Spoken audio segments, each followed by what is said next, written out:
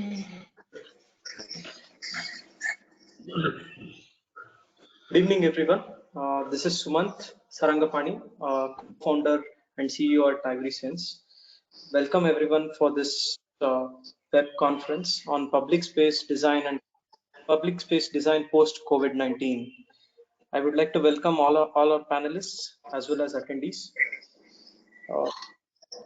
So this Influencing Space Design 1.0, it was a knowledge sharing platform created by IvorySense to rightfully leverage the lockdown and post-lockdown period by bringing brightest of minds from India and across the globe.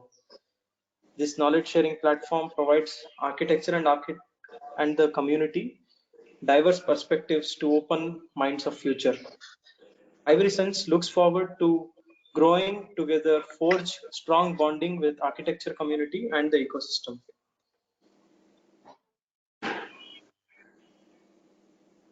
So this is where the entire thought started for having this particular conference. This is a thought-provoking photo essay published in Guardian, where this famous photographer Alessio Mamo, he had put down the photographs he had taken. So I'm just going to read out what is written on that photograph. Photographing the empty streets from the window. On the sofa bed before watching a movie, most of the time when they are together, they have to wear masks. At the night, they sleep in separate beds.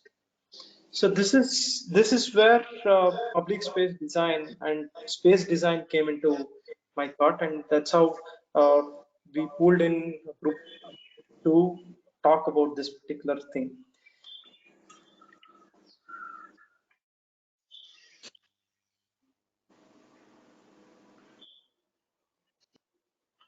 So we all know human beings are social animals. We require each other, talk to each other, see each other, hug, share love. But today we have been prohibited from doing all this. We are staying inside the house, practicing at times social distancing with our own loved ones.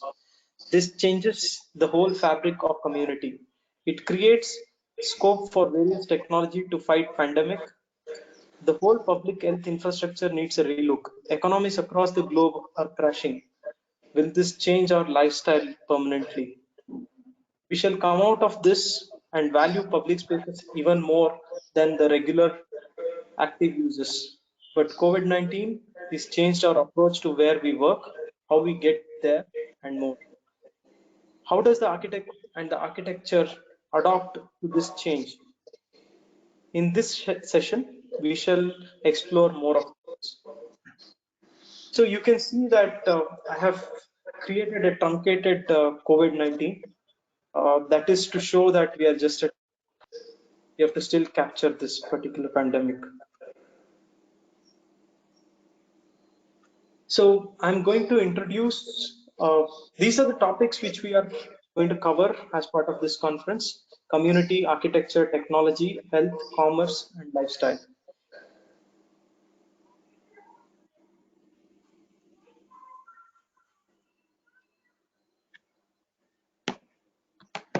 I would like to introduce our panelists today, starting from Samartha.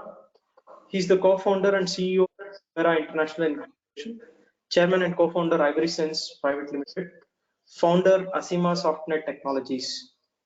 He has carried his vision, more products and more technologies for the globe from India throughout his career across all the companies he has worked for. He's been my mentor, a visionary entrepreneur. He's got his bachelor's of engineering from Mysore University, electronics and communication. He has done his advanced management program from ISP, Hyderabad, and Kellogg School of Management. He has masters in philosophy and religion from MKU Madurai. He's pursuing his PhD in philosophy from HUA Orlando. I would like to welcome Samartha. Thank you for giving time for this particular session.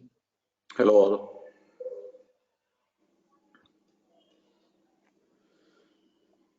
Andrea Milani, Italian architect based in Siena, Tuscany, works for applying multidisciplinary approach developed throughout his decennial experience. From the very beginning of its work, the Milani firm has been open to kind of architecture and design projects, new architecture, both private and public, museums, artists and commercial exhibitions, residences, historical buildings, infrastructure, landscape and regenerations. We have done quite a bit of projects with Andrea in India. All are iconic projects. That's how he builds his projects. Formed through, through an experimental process, Milani aims to bring unexpected spaces, objects, and environment into people's lives, with material taking the center stage. Formed in historic, although avant-garde IUAV, University of Venice, Italy, Andrea Milani is working across countries, various countries, Italy, Holland, Poland, China, and India. He thinks designs solutions that can integrate different aesthetics, cultural, and social contexts, welcoming new function driven by the always changing scenario of life. I would like to welcome Chief Architect of Studio Milani, Andrea Milani. Hi. Thank you, Andrea. Ciao. Thank you. Thank you. Big pleasure. So our next panelist, Vaisakh Varkey Mathunny. He is the lead designer and partner for 2PKM Architects. He did his bachelor in architecture from University of School of Design. His architecture thesis is recognized by NIASA under top 10 in Zone 5. He was selected as DAAD scholar and his studies in Technical University Berlin and interned in Christine Edmeyer Architekten Berlin. He won international student competition and as an active member of architecture competitions in CEA Berlin during this period. He believes in active collaboration with art, architecture, and technology is key to innovation, and his practice is composed by academics and research. He is co-founder and designer at IntelliThings and IntelliFarms. IntelliThings focuses on products. IntelliFarms is one of the breakthrough products which focuses on sustainable farming with hydroponic methods and zero pesticides. I would like to welcome Vaisakh Varkey Mathunny. Thank you, Vaisakh.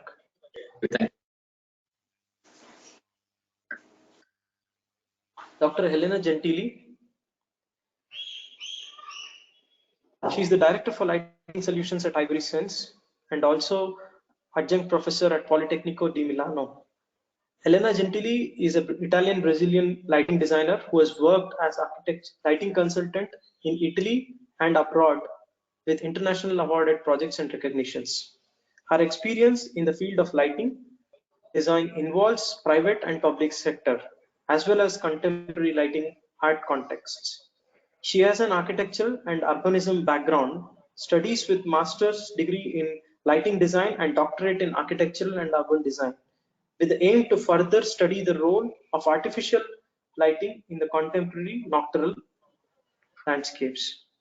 For the past few years, she is an adjunct professor at Masters in Lighting Design and LED Technology from Politecnico di Milano, and has been invited as lecturer at international and national seminars and workshops. She's been professional member of APIO Italy. Most recently was awarded 40 under 40 lighting designers. Thank you, Helena, for giving us time. Hello, everyone. Thank you for joining us. Dr. Mathighatta Chaitra. MS Chaitra started his academic life as an ecologist and molecular geneticist after his master's in zoology. He worked with Wildlife Institute of India, Dehradun, Center for Cellular Molecular Biology, Hyderabad, Center for Ecological Sciences, Indian Institute of Science, Bangalore. He studied specifically genetics, behavior, and ecology of different organisms in India with specific focus on Western Ghats. During his doctoral work, he studied the patterns of distribution of rare endemic organisms both in space and time. From past 8 years, he has shifted his focus from natural science to study of Indian traditions. He now coordinates a group of young PhD students who work in developing the scientific hypothesis on Indian traditions. He works with large international group that is working on studying India under leadership of Dr. S.N. Balagangadhara, a philosopher at Ghent University, Belgium. He is Director and Fellow at Arohi Research Foundation, Senior Fellow, Indian Institutes Unit, Indian Studies Unit, Center for Education and Social Studies. He is a social scientist. It is great privilege we have you here. Dr. Chaitra, welcome on board. Thank you. Thank you, everybody.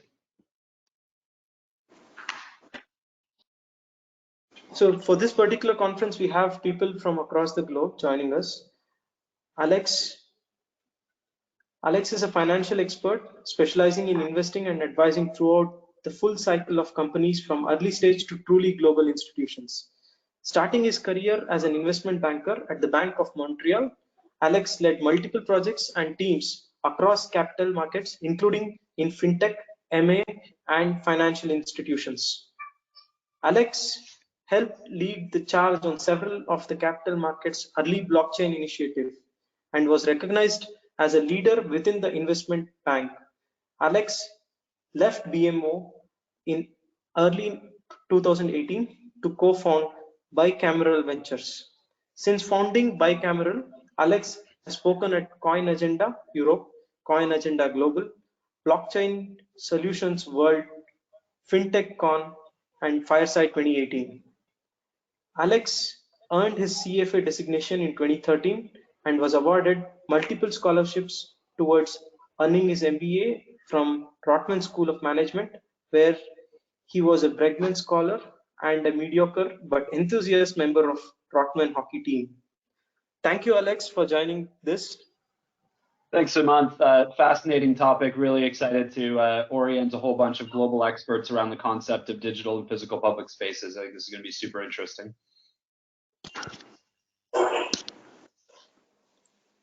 Dr. Sudarshan BY.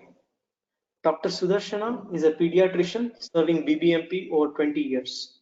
He served at BBMP as a program officer for immunization more than 10 years to implement National Immunization Program in Bangalore City, taking care of planning, implementation, training, supervision, and monitoring of immunization program and polio surveillance in Bangalore City. He served UNICEF as state, national, neonatal, and child health consultant for Karnataka in 2017 to 2018. He is involved in comprehensive health planning for Bangalore City. His education includes MBBS from Bangalore University in the year 1990, MD Pediatrics from Bangalore Medical College, PG Certificate course in Hospital Administration and Health Management from IIM Bangalore, PG Diploma in Adolescent Pediatrics, Advanced Certificate in Vaccinology, ADVAX 2016 from CHF INC-LEN. He has also served as President of Rotary Club of Bangalore, Jayanagar. He received Best Doctor Award from BBMP 2011, recognized by the Bangalore Pediatric Society as the Best Doctor in 2011. Rotary has recognized his services in the eradication of polio campaign at various platforms. Dr. Sudarshan, he's also at the field right now, helping us fight this particular pandemic. It's a privilege to have you and your most important time with us. Thank you. Hello, everyone. Thank you, Sumanth, for this great opportunity. I'm pleased with the association of this webinar. Thank you. Thank you. So this is our list of panelists. Now we are going to go with the questions what we are in this particular conference. So we have structured this across various topics which I gave in the initial presentation. So the main topic community will be listed like that.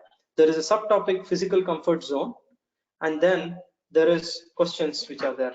So I'm going to read out the subtopic with the questions, and I would like each one of them to go ahead and give answers for this. We would approximately have about 7 minutes for each slide. I would like you to restrict your words in the 7 minutes. So Let's start with community as a topic. Physical comfort zone. Would being personal become prohibited? Will we become more conscious? Will we breathe the same air in an enclosed space? How quickly would awareness recede? Would we ever feel comfortable again in the presence? Is online communication really the answer? So, Dr. Sudarshan, would you like to go ahead, please? Yeah. Um, will we become more conscious? Yes. Partly no, for the community what we are, especially in the background of Indian cultural background, where we have multiple cultural background, and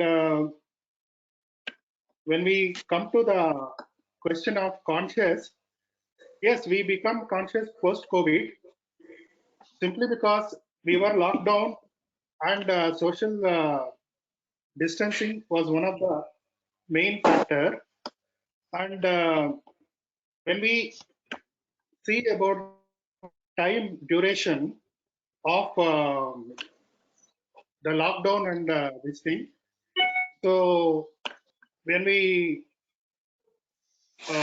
consider the whole of the community, it may not be applicable to the urban and rural.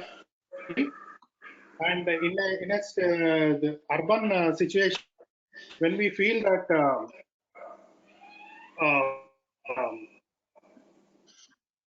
where we go to the spaces, public spaces especially, when we go to, for example, AC room or AC closed space, when we may feel that we may become conscious, and continues for some time. And when think of the or the more um, uh, different community, then it may not be applicable so much. So how quickly would awareness recede depends on the cultural background. Maybe in a Western society where people are more conscious, they may feel, yes, the social distancing is also important post-COVID. So comfortable in same places, again, depends on the community what we dealing with. In a Western society, it may not be, it may be more relevant. It may not be such relevant. Online communication, regarding online communication,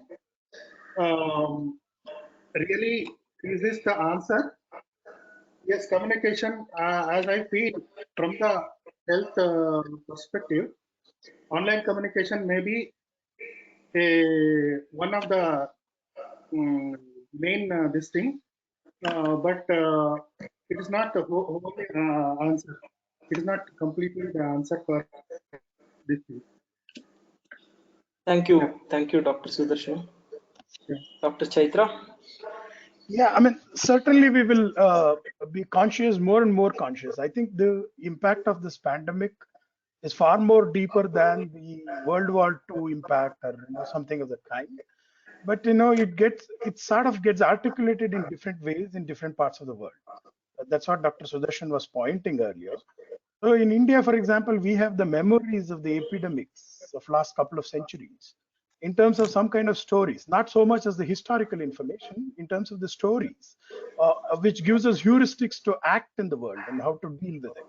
And this is also associated with the way that you organize your daily life in terms of maintaining personal hygiene, in terms of way that you maintain certain inter-individual distances, etc. I think in India, what it is going to happen is it is going to take at least two different forms. One, the older practices of being reluctant to touch another individual, maintaining distance from an individual which was disappearing in last 2-3 decades will come back. And second, this storytelling habit of remembering our earlier experiences of coping up, which would help us in terms of how do we adapt to the kind of catastrophes which would come. This is the way there are new stories, new narrations which are going to emerge. That's going to happen. But in terms of what is going to happen in Europe, certainly it's going to be conscious, and I think it's going to create a huge problem in the sense that in European culture, specifically the last one century development, a little more than that, so the touch is also very crucial in terms of expressing their intimate relationship between individuals, etc. And it's going to take a toll now. And because of the anxiety and the kind of fear that COVID has generated, I think it's going to have a long-standing impact. At least one generation will have to live with this kind of the fear that exists. Though we have to wait for some more time to see what it is going to be. But undoubtedly, the COVID pandemic is going to make us conscious much more than what terrorist activities or the war kind of situations have created. That's number one. Second, are we going to be comfortable with each other in the presence of each other again? Oh, certainly. But see, look, there are different responses globally. In the sense, in India, they would go back to their old habits of maintaining distance between individuals. So in a way, in your cultural memory, in India, there are far more interesting experiences that are accessible in order to be comfortable with the presence of people by maintaining some kind of distance. I think there is something that is interesting going to emerge in Europe, because touch is going to be a problem post epidemic there. Because you're unsure whether you're getting rid of this epidemic or not, whether a new epidemic is going to come, etc. So therefore, there is this fear of touch which is going to come back. And third, is online communication really an answer? Yes and no. It is yes in the sense that your professional spaces will be more and more online. So now we have seen, for example, a large number of corporates have been talking to them. They've been saying their efficiency is not really drastically reduced. They could use online technology to continue to do their work that they're doing without even sitting in the office spaces. So this work from home really has been thought of very well. I think it is going to increase much more sharply. And it is also helpful in terms of solving a large number of problems in countries like India and some of the countries where urban spaces are extremely crowded and traffic takes a toll on people. So in that sense, online communication is going to play a crucial role in certain places, but it is not the solution as such. For example, in India, people they have access to the resources of their practices where they could still be comfortable with people by maintaining some level of social distancing. But I'm not sure that would be the same case in Europe. And I think it would pose new kind of challenge in terms of psychiatrists thinking about it more deeply in what is going to happen in Europe, etc. So these are some very interesting things that are going to emerge. It's very difficult. It is too early and very difficult to predict it. But these are the possible directions in which we can take it further. Thank you.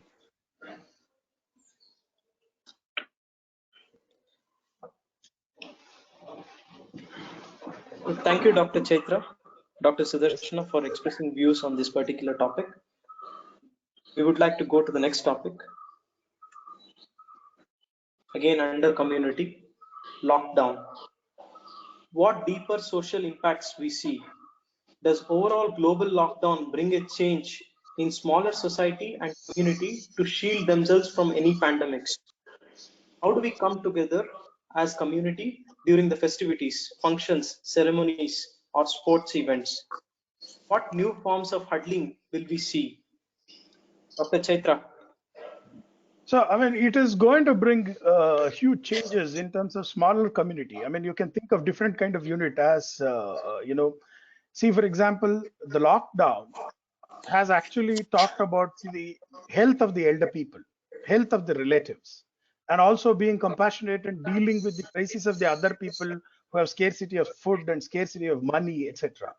In that sense, in India, what is going to happen is that just if you go back 2 decades before, what we are, we lived in joint families, we lived together, the villages, communities, various jatis.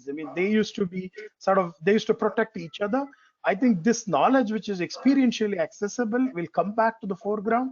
There will be rethinking of the sociology and politics. That is going to happen because of this pandemic, because people have found it is better to go back to the older life post-pandemic. But in terms of what is going to happen in case of Europe, because there are huge presence of nuclear families. So the old age people, how do we deal with it? Who will come and attend to them? Who would actually solve the problem? I mean, though it is nice to say that we need to be compassionate, in a large scale change that happens like this, the old age people are the most vulnerable people. Who will attend to them? What is the question of their security? I mean, these questions will come back haunting to European culture. And it, I think, has some serious sociological ramification. And one of the direction probably Europe would take is, would it go back to its religious roots? I'm not sure, but this is something that one need to think about. Now, how do we come together as the community during the festival functions and ceremonies, etc.? Once again, there are two different kinds of responses. Now, in India, for example, we had a particular way of organizing ourselves, festival activity. Now, this got completely disrupted when the strange development of Indian cities happened in 90. Indian cities are very peculiar. They are not well planned. I mean, nobody knows what is the future. And there, for example, the public spaces are completely connected with roads, and you don't have these rules, and there is no connection of the people with that place. So therefore, there is chaos if you see the festivals, etc. But now, the way that they're going to solve this issue is to go back to their experiences of the villages and suburban places where they were segregated earlier in various units, either as caste groups, either as certain functional groups, etc. And I think this knowledge will come back to them. In terms of Europe, how do they do? Is definitely a question, because once again, this is about a distance between individuals that needs to be maintained in a social gathering. Now, what shape and form? Because the most intimate expressions in this gathering, the carnivals, for instance, or Christmas, or any of this kind of places, the parties that you have around these festivals will have to be radically, reorganized. Even, for example, sexual relationship had to be rethought because of the social distancing. Because if you look at the younger people participating from Europe in Twitter, they are speaking a language which is not recognizable to me, somebody like me who is an Indian. I mean, there is a strikingly different response that is happening there. So one need to really, really carefully understand. But of course, it is going to change the nature of huddling that we have. And its impact in India, for instance, is going to be terrific into the urban spaces. Okay, and it is not so much a problem in the villages and the traditional places where you have the customary huddling that used to happen, because there was an order in the way in which you were organizing yourself, and that is going for the toss now. Now, because the urban spaces have radically reformulated it, and because of the COVID, now these people will have problem in the way that they used to gather in the cities. Now it is going to change drastically. What is its nature? One of my hypotheses would be to say they will go back to their experiential knowledge and how they existed in the past. And in Europe, what would be the source of such reflection? I mean, one need to really think and examine it. Okay, so Chaitra has a very, very broad outlook and outtake on this. So I would like to focus a little more on what practically and at a micro context, what will happen. Say we take apartment complexes or communities, which is co-located houses or gated communities kind of a stuff. So I think practically people will start perimetering things, okay, and they'll start putting a geofence around it. Right now we have seen that the colonies are there and the colonies are blocking each other kind of a stuff, okay, and that probably is going to continue even post the lockdown period. And there is some kind of a safeguarding of property and boundary which is going to happen a little more drastically. In India, if you look at the regulation, gated communities are not allowed. We can't have gated communities in India. That's a standard regulation up there. Of course, there are some gated communities. I don't know whether it's legal or not. Okay, but I think that there will be a push for gated communities, and fencing their local and geofencing and perimetering, those kind of things will start happening much more. That is one aspect that I see in terms of how smaller communities start to be. And in terms of social huddling, okay, my theory is that it will become a trust-based. Only close groups, maybe blood or a the longevity of the trust matters in terms of huddling. So earlier it used to be like you could huddle new people together, and you could huddle for a purpose, you could huddle for a vision, you could huddle for anything kind of a stuff. So, but I think in a informal huddling, the purpose and the trust and the blood and the bonding and all those factors will start playing in a much bigger fashion. Okay, that's what I see. But in terms of larger huddling, if we take larger huddling where we are getting into a public hall or where we are getting into a sports arena kind of a stuff, I think most of the places will have extensive checks. With the wake of terrorism, there was checks in terms of metal detectors, and people used to check the bags and those kind of stuff everywhere. People used to check, people check car, the dicky, the boot space, and even the glow boxes and those kind of stuff.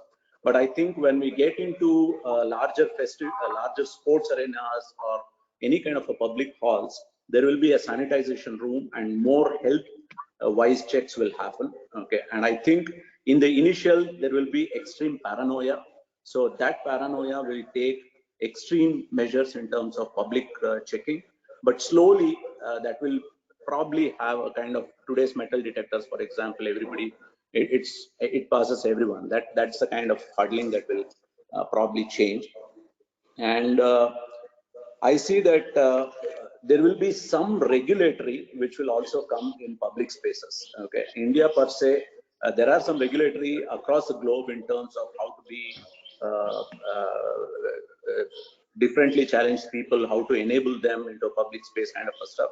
But there will be, for any kind of a public space, there will be a new regulatory as how we take the people inside that kind of a large huddle spaces. That's my simple take on the lockdown. I'm damn sure that the lockdown effect is going to be a little longer, and I think it will carry a generation or two. Okay, Chaitra has already mentioned it's a generation kind of an issue. Probably it will take a little more, and hopefully there will be no. I think because people are looking at 3 months to 6 months kind of lockdowns, right? So some countries have already said that they will go for 6 months lockdown, and that sets in some kind of a different kind of psychosis. Is my take on this. Thank you, Samartha. So definitely for the space design out there, we need to cover a lot of parameters when we build new architecture. Thank you. So the next topic, what we are discussing here is health. So we basically are covering most of the topics which influences the space design. So community and health are very, very critical elements. If there are questions in the attendees, you can keep typing those questions. We will take all the questions in the end. I see some of the questions already coming in. You can go ahead and type your questions, please. So for the health, science regains prominence. Science point of view. Impact of coronavirus versus old war against tobacco, or for that matter, oil and gas. What changes that we need to do to us and to the environment to stay healthy? Can we expect more studies and much more respect from the public health and epidemics, for the public health and epidemics? Dr. Chaitra.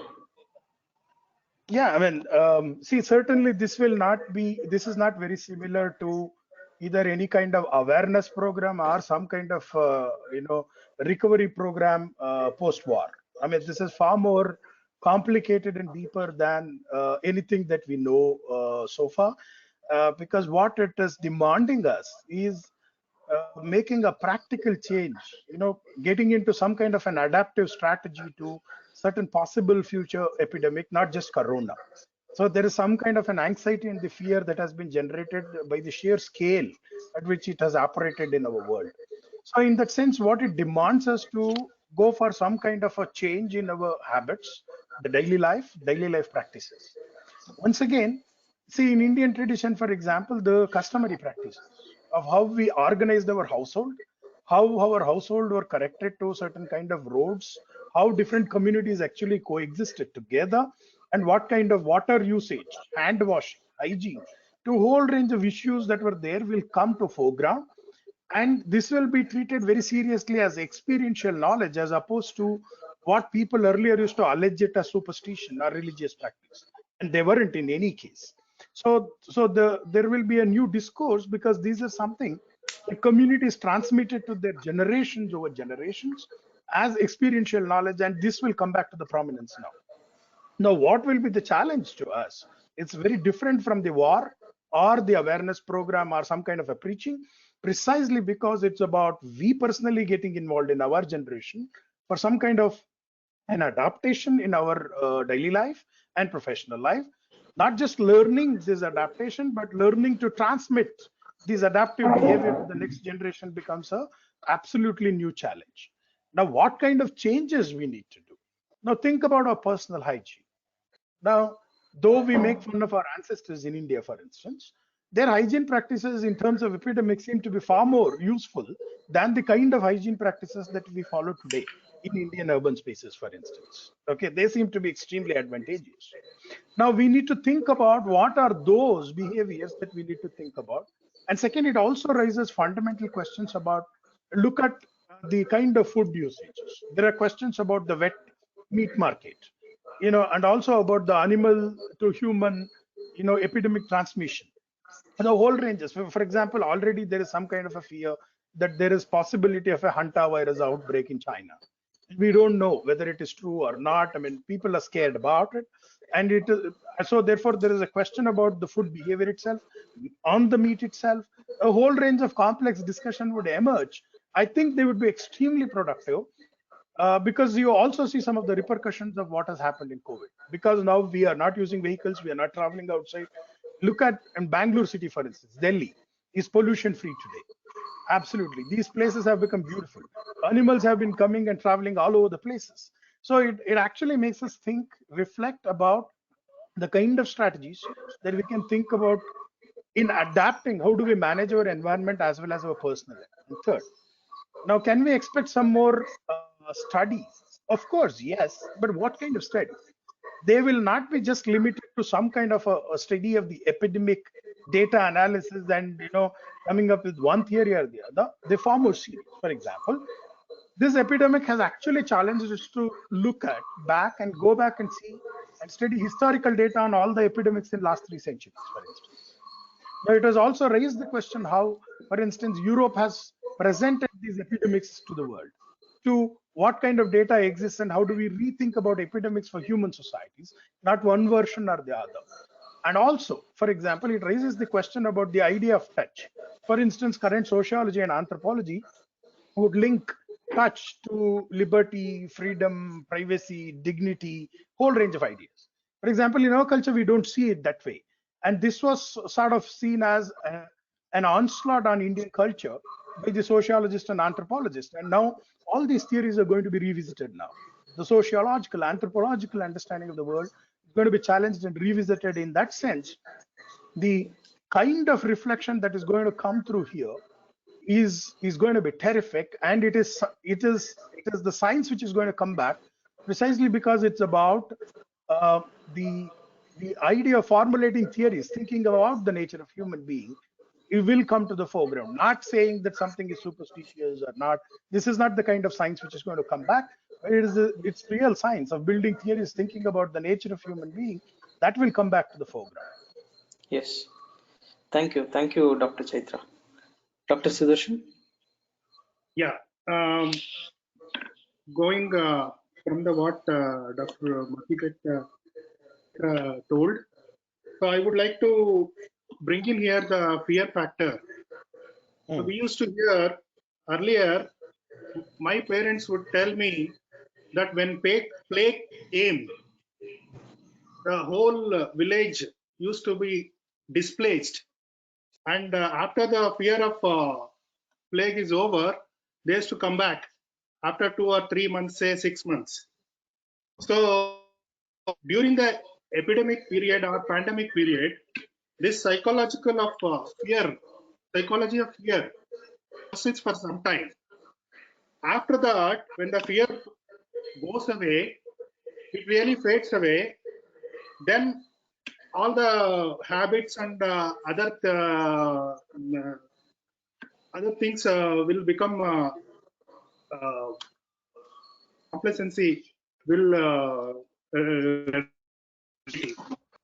see, we know for this thing and doing gaps. For example, if you take smoking is we know that it is bad, but still when we hear about cancer or any other disease which is caused by the smoking and death due to it is more, then people will really fear, and then they try to stop the thing. But there is always a knowing and doing. We know so many things, but do. So I would like to place here same after pandemic gets over, after the fear over, we really have to say, see how much the impact or how much the our mm, uh, pandemics will persist. That is one aspect of it. And if you take the advantages of this lockdown and this pandemic which has created, really we see in Bangalore pollution level is coming down because of many vehicles are not moving now. One thought came to me that why can't we move in for cleaner and greener society? So that is one thought which may come to regarding the advantages of this lockdown and other things. So, and definitely we need more studies.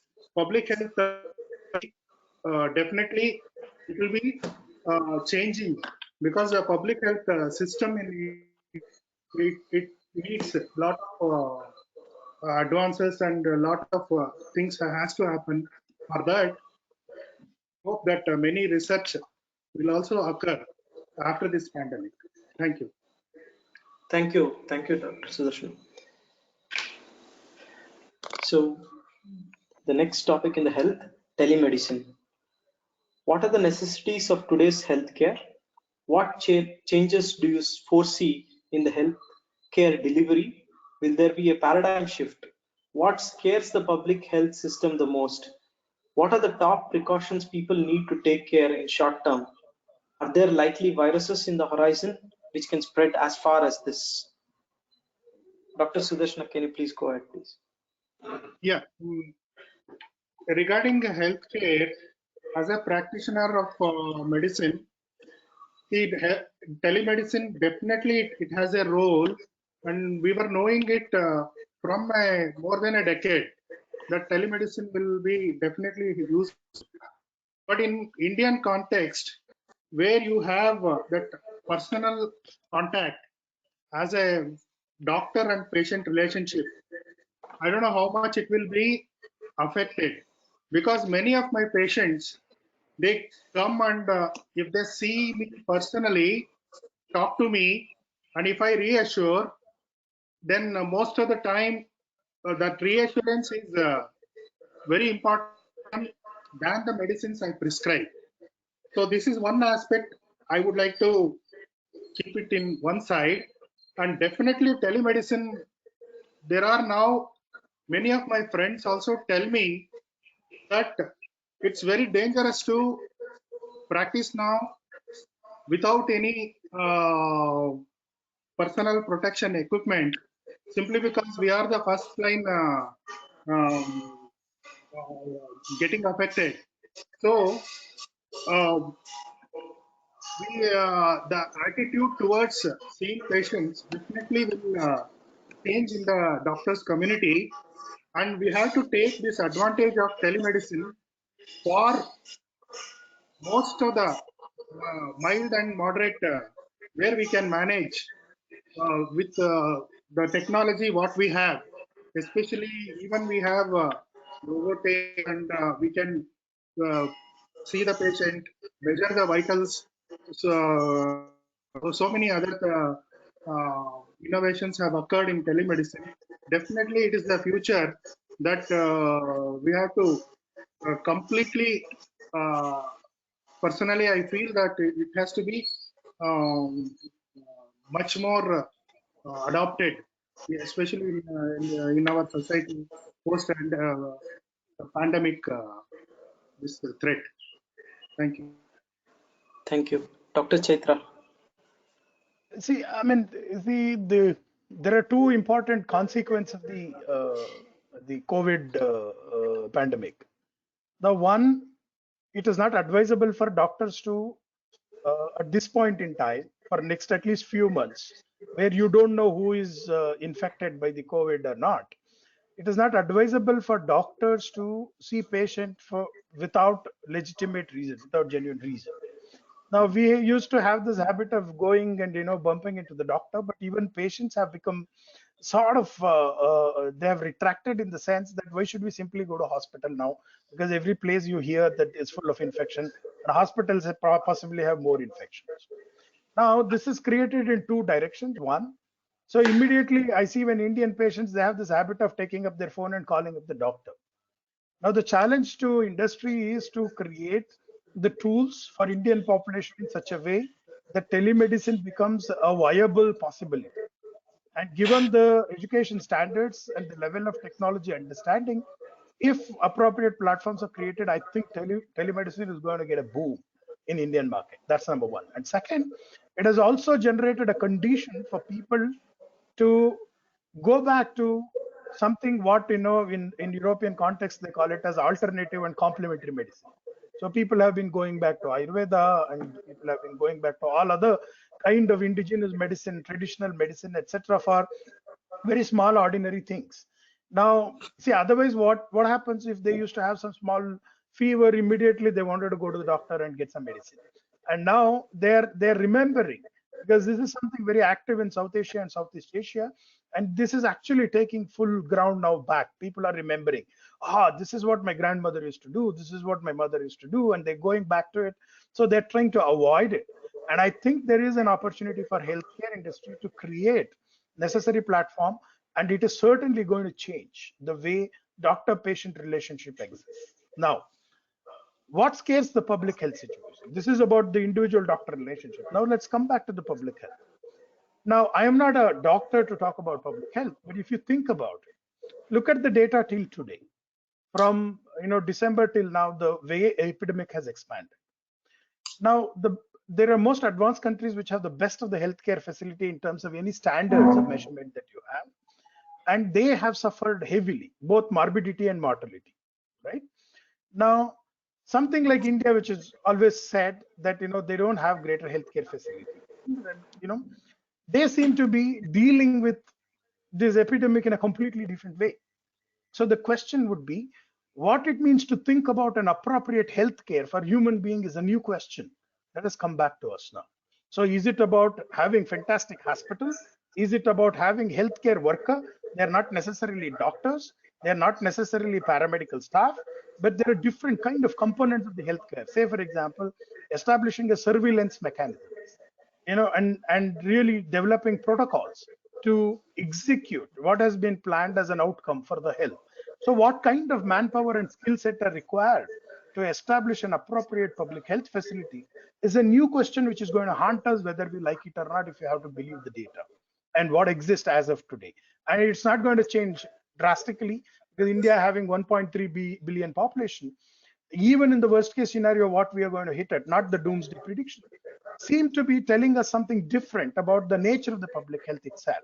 And it also tells more about the implication of using generic medicine. It also tells about the medical stores being less regulated in terms of usage of drug, and then having laboratories which are widespread, because every small corner in this country has the laboratory and it's easy to get these tests done, etc. I mean, there are many things interesting that are coming out to the foreground.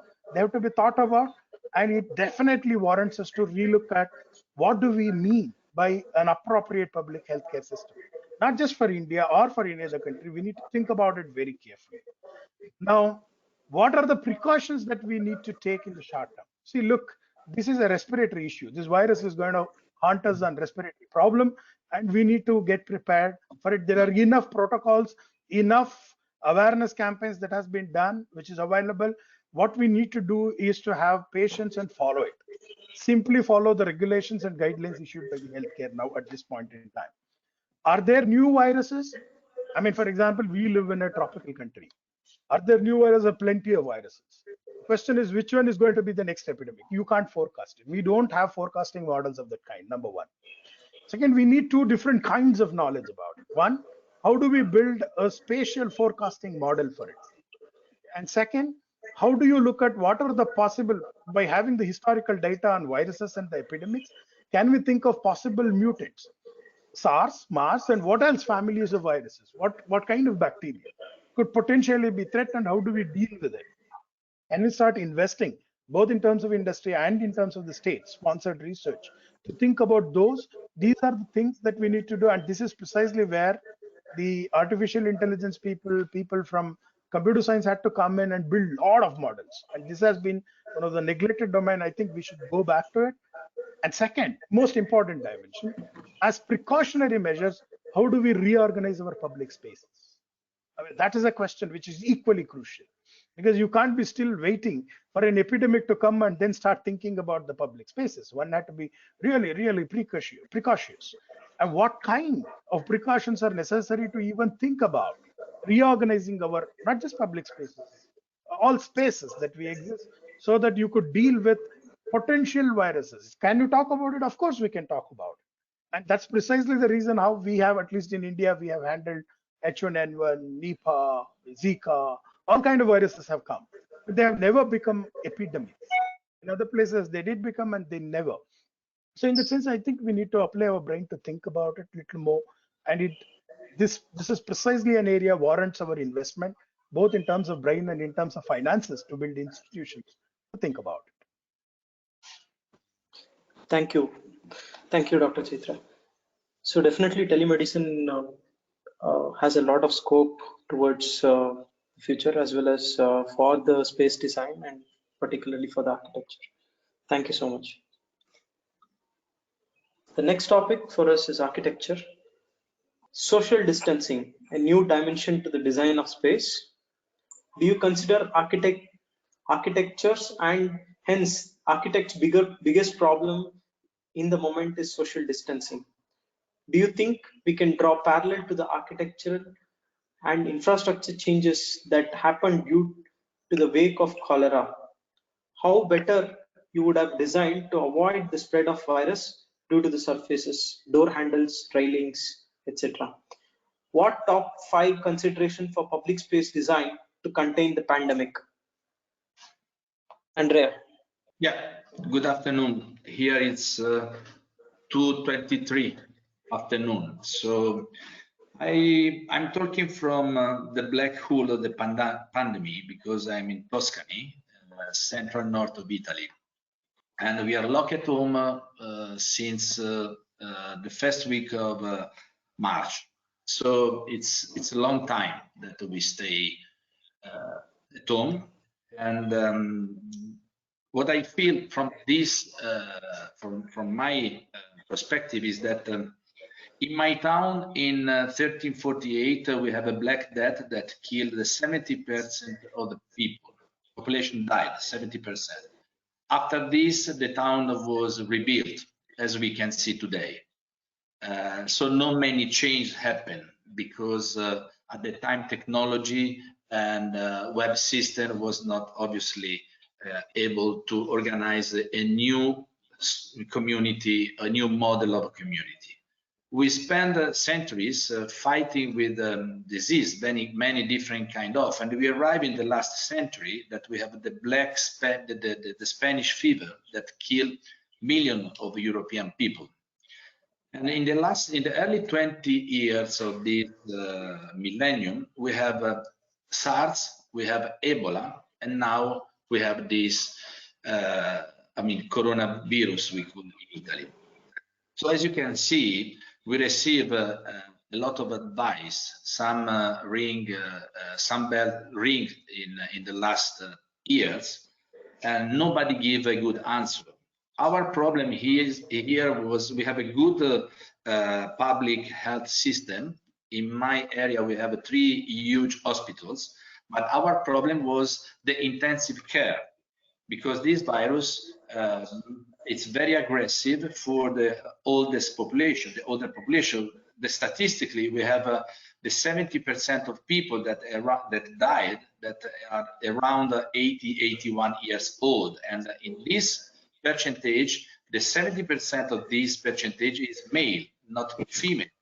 So a lot of data has to be analyzed before to say something is going to seriously change. For sure, we have some elements that are visible up to date. Okay, I feel that our towns are completely different from your towns. I work in Bangalore, but I live in Tuscany, and this historical center is very narrow. All the streets are very small. The buildings are made by bricks, and the sunshine not arrived so strong during the day because it's very massive town. So the distance, the way in which people can stay distant, it's just remain at home. We have a lot of police control that make impossible social life in any perspective you want to see.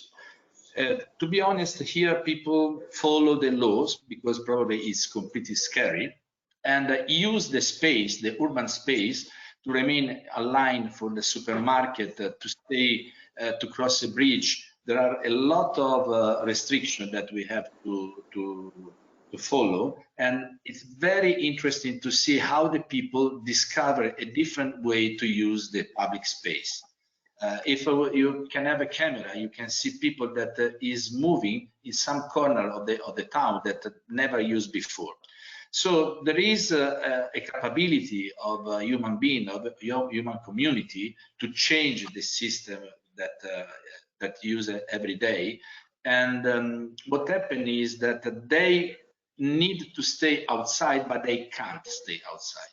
So all the space that we are talking by web, like you, people tell story, very extravagant story, because use the house in a completely different way compared before. So by the infrastructure, I feel that it's very soon to understand if there is the capability of this specific society in which we live to adapt themselves in a new era. For sure, the world is sick. The world is sick from a long time, and the Pope yesterday reminded to everybody this message. We believe to live in a standard world, but the world started to be sick many decades before. We have a Second World War here, very strong, that destroyed a lot in terms of infrastructure, in terms of other pandemic. But seriously, I never see a real change in our design. What I can imagine is that in the next future, we have a combination of categories that has to be compared together. For example, the new design has to solve the conflict between aesthetic and ethic value. That is another key point. In the last period of design, everybody designed what he has in mind, with very few ethical value compared the aesthetical value. And the aesthetical value is also misunderstanding, because it's like, I mean, to design something that is extravagant. So I feel that we are going to be back at more ethical design.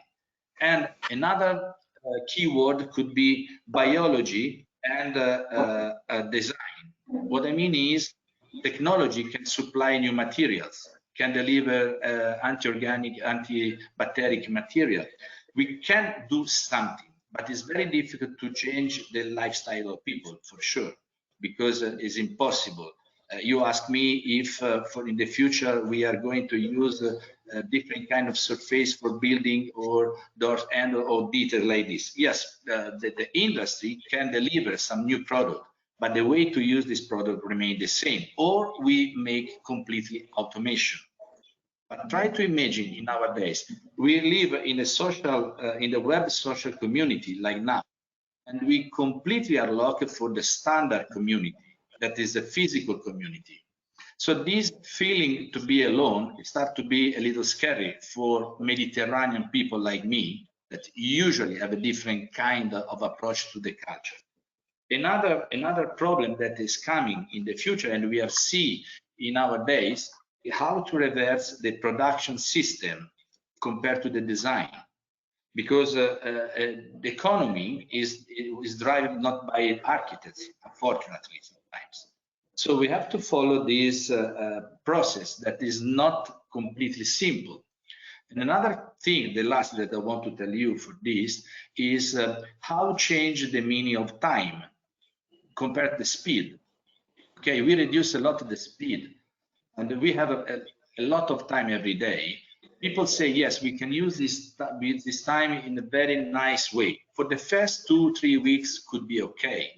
But in the case of architect and design, our job is something that is connected to other people. It's very difficult just design and send and to make possible that happen, because the difference from an artist to an architect is that what we design has to be useful for the society and to be built or realized. So how we make the medium from the idea to the process if we have to remain more in big distance? So for me, this element that we started to put on the table are the key point for the future. For sure, some lifestyle has to change, because I feel that we are waiting for the new wave of pandemic. It's impossible that this was solved just in 2-3 months. And our problem in Europe is how to use the time before arriving the final medicine to solve this problem. And what happened when you have this medicine and a new virus arrive in the next years, because probably we have to be exercised in this kind of direction. That is a very interesting question for me. At that point, we can start to imagine a different kind of society that accept inside, we accept terrorism, I fight a lot. We accept a big economical crisis. Now we accept this kind of virus that live with us. So we are flexible. I mean, humanity, it's enough flexible to imagine a different lifestyle. But I feel that it's too early to imagine how it's going to change in terms of architectural value. Thank you, Andrea. Thank you, Andrea. Vaisakh. Yeah, my point, like what Andrea was suggesting, I think architecture will work very closely with other disciplines to come up with new materials, new technologies, all those things which we have to contribute back to architecture again. But what I would like to probably look at is the behavioral change here, because social distancing is something that is going to be a new behavior that suddenly, which is going to come in a set of people that we have not anticipated, before. So like it's affected all the realms, like very private places like houses is turned into something else, so we are using it in a different way. And semi-public spaces are kind of dead now, and public spaces is going to be especially in India, we don't have this dedicated idea of public space. We have mostly this open spaces, which is converted into multiple spaces where people come in together and contribute. And sometimes it's for festivities, sometimes it's for sports. So it's going to be really funny that somebody is going to ask you to cheer for a favorite football match 6 feet away in a cabin, because it beats the purpose of the entire experience or the emotion of that space. And architecture, it is going to be really a challenge, but I won't really call it a problem, because every challenges or things which is given to us as a design community, it has given us also a purpose to look at things differently. And infrastructure for cholera, yeah, I think every pandemic or everything which really shook the mankind to look at things differently has given us new mediums and also forced us to change our lifestyles. And also came up with different things that we couldn't afford or which was not in the norm to live anymore. Like for example, cholera, we never had a sanitation system, or we didn't have like a waste management system till that time. And people used to think we used to keep our waste outside, and mostly it used to get mixed up with even the fresh supplies. And when people found out that it is being spread out by water majorly, and we got a sanitation system, we got a fresh water supply, everything separated, and we also got a pedestrian path or a footpath in return because everything was going underground. So it's only not in cholera. If you look at also TB, like something which modernist architects have really addressed well, and like we from this dark small windows, we have came up with bigger windows. We came up with white colors. We came up with minimal interiors. The architecture facades was completely replaced into curtain walls, which is mostly glass, which let natural light in. And if you look at examples of buildings like Villa Savoy, it's quite interesting that when you enter, you have a hallway, which is a brilliant hallway, and you have a standalone wash basin. So it was also about hygiene. So like Mr. Dr. Chaitra was saying, we also had this, before entering the house, we had a small, brass or a copper vessel where we used to wash our hands and enter, or we had a courtyard for sure in every house before to let the natural light and ventilation in. So these, special characters, so-called, or like something which is extra becomes a norm, and maybe it will be definitely sacrificed, or a bigger bedroom will be sacrificed for this, because this is going to be something at the most priority for a person to live in his or her own space. So yeah, design of handrails and door handles, because now it's not so far that people are not talking about something so futuristic when you call your Alexa and ask you to switch on your lights. Automation is being kind of adapted to even middle or entry-level luxury houses and spaces. And I have a feeling, or personally, I think that architecture will go minimal than minimal today, because it's going to be very crucial, or it's going to be a question to ask what is to keep and what are the kind of surfaces that we're going to create. So how hygiene this can be, or how many surfaces can be avoided, which is going to get in touch with you, or something that you have to interact with in architecture. Considerations in public spaces, the one of the major thing that every time the world was talking about was decentralization of public spaces or public infrastructure. Like I think smaller neighborhoods and sustainable neighborhoods becomes more in fashion. Crowd control becomes like a major thing that people will look at in the future. And sometimes it's also possible that the bigger lobbies and places where people used to come together is going to have multiple buffers before you enter into the public space or a functional space, like Mr. Chaitra was again saying, that you will have sanitation spaces, you will have your scanning spaces, and the spaces, the big space will be divided into further smaller volumes, which is going to be explored differently, is what I personally feel. Thank you. Very interesting thought share, Andrea as well as Vaisakh. The next topic, remote working. A value proposition change in architecture. If technologies improve for remote working and we become more and more productive, it's going to fundamentally change the value proposition of the shared workspace. What role does an architect play in this scenario? What changes do you see in the healthcare architecture? How does hospitality rooms and common areas design change to avoid spread of virus? How does construction industry change for remote working and social distancing? What process changes do you foresee in the construction industry? So Andrea, can you? Yeah. First of all, I want to read one phrase by Blaise Pascal, that was a philosopher, European philosopher that was alive in the late 17th century. That is very topic to me.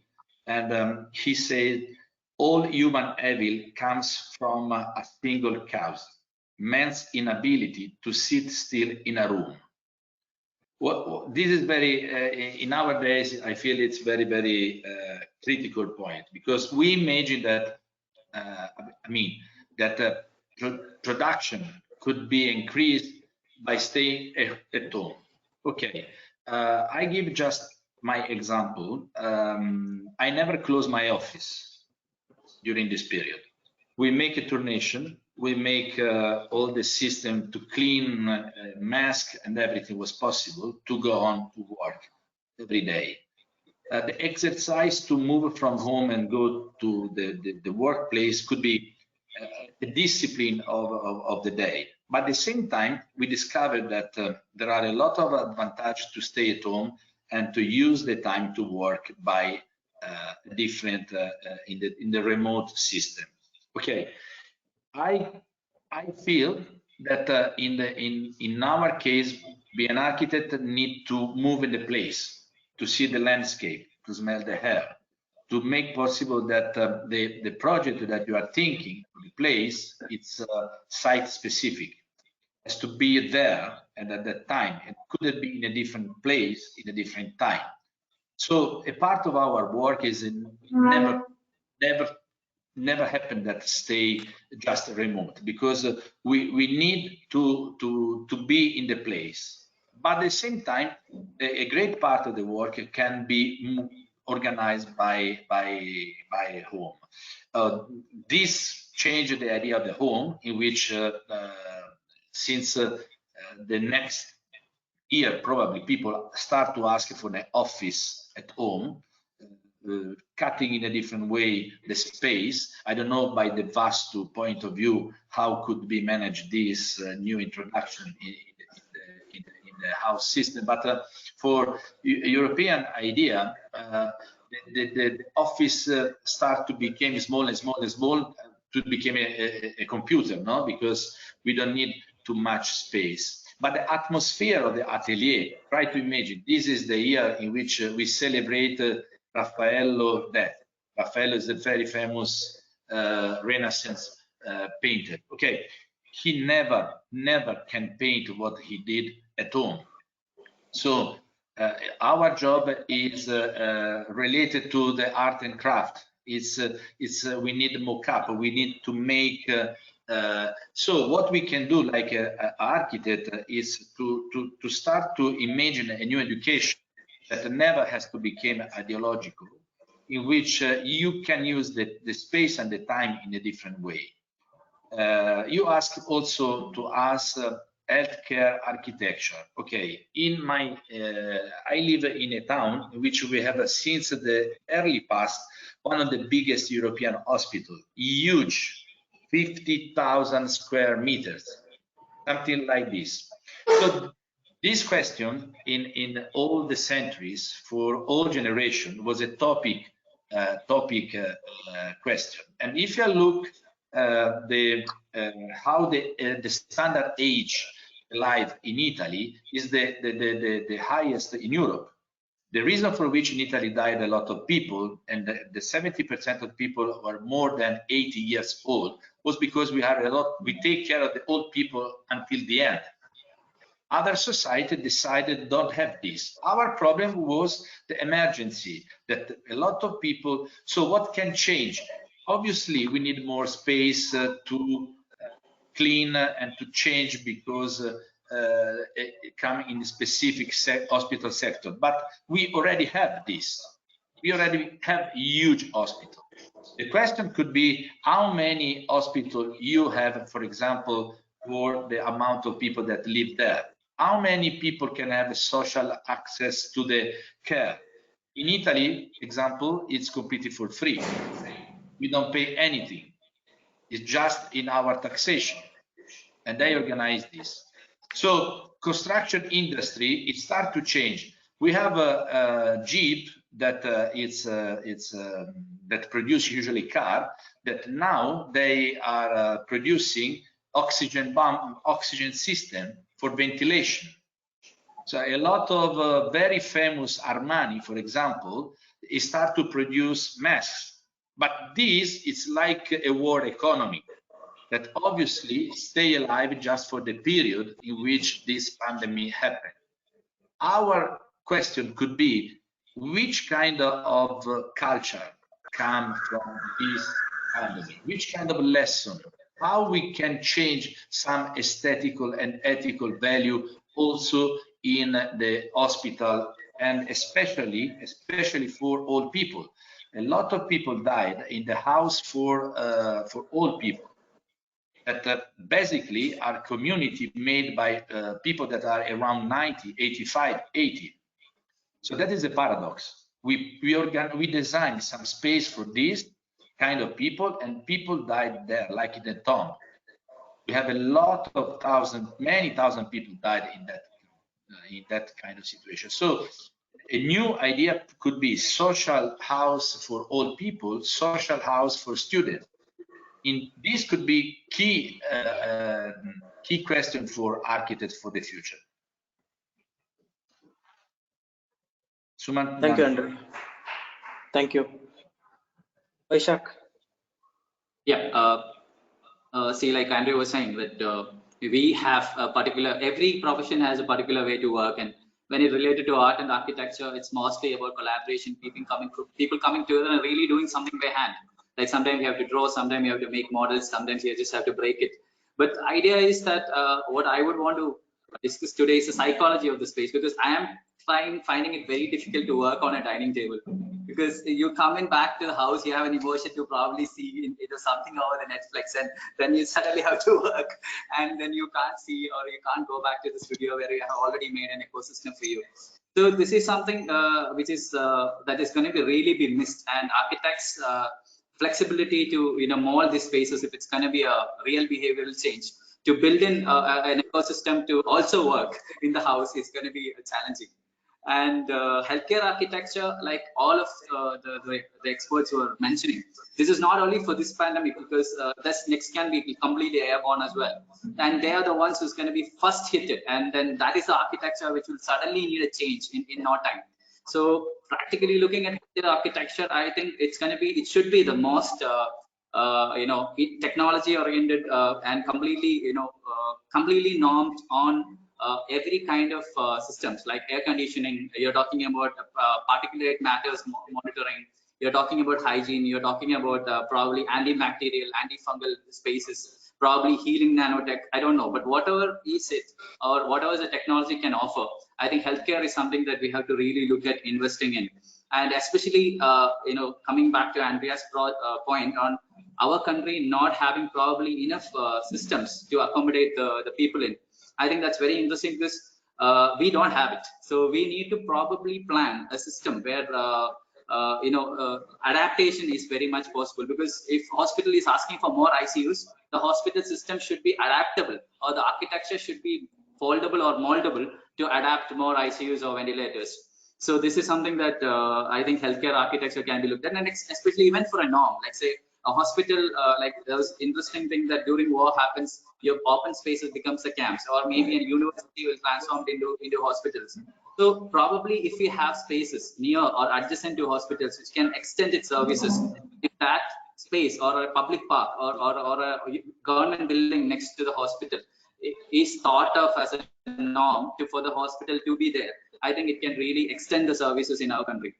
So change of how does hospitality or luxury sector, I think going to be addressed on how transparent they are, because if I go into my room or if I come into the hotel, if I can see how well or the fresh air that I'm monitoring on, or is my blanket was completely antibacterial, these kind of transparency is something that hospitality rooms will really look for. Because if I want to go into some random place and I'm going to stay in a random hospital which I don't even know, sorry, hotel that I don't even know, and I would like to see how transparent they are to me, because that will kind of give me an assurance to sleep on a bed which somebody has just checked out on. So that's something that probably that is going to be interesting. And remote working, and construction industry anyway was kind of moving towards something which is fast and something towards which is speed. I think industry is going to be adapt or going to be demand most of our the building technology to be indoor in a monitored space, and it is going to definitely ask for fast construction. It's also going to be asking for very less interference in the site. And like if you look at Neri Oxman, she's one of an architect and a designer. A few years back when I was in the school, I was reading on her, and she told us 3D printing is not going to be so far. 3D printing of a building is not going to be so far. Then I was really thinking whether I should quit architecture and be a software engineer. But if you today look at it, it's very close to that. And we are going to be in that future in no time. Thank you, Vaisakh.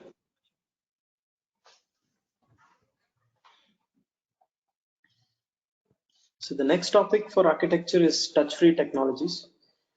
What are the necessities of today's healthcare? Public spaces would move towards automation, to mitigate the contagion? What automation do you perceive? In the wake of these public health issues, what role does lighting play in hospitals and homes? How do you foresee lighting technology in evolution to fight pandemics during our home arrest? Helena, Helena. if you want to start, please Yes. go. Okay, go ahead, Milani. No, you go. No, Dr. Helena, please go ahead. Okay, so actually, I think this whole pandemic is affecting us either on physical, economical, but mostly mentally. And I think this sentence, you don't know what you got until you lose it. It's very true at this moment. And especially when we're talking about public spaces, I don't know about you, but I'm missing going out and I'm missing having these important spaces, because public spaces is a social infrastructure, and it can be a symbolic space, and it's a very fundamental for the idea of placemaking.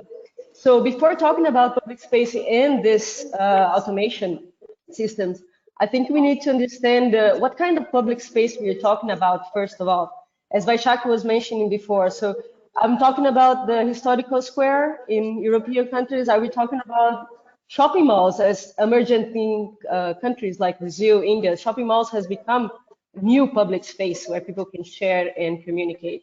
So, or even we can talk about known places. It's as written by Varkey, where like airports, central stations, even though they don't have that strong identity, it's still very important in fundamental modal points where people can, we use it every day in our day life. So I think, first of all, we need to take this opportunity to look into, to rethink density. So density should be as a guideline for our smart growth, in a sense what our previous speakers were talking about. So maybe we should be able to develop the city and develop the public spaces in cities, housing, sorry, where people can have access to service, food in walking distance. So even Paris, for example, it's also developing this whole city in a 20-minute city. And they're not the only ones, but still, reality, economic reality, geographically, it will play a big role on this.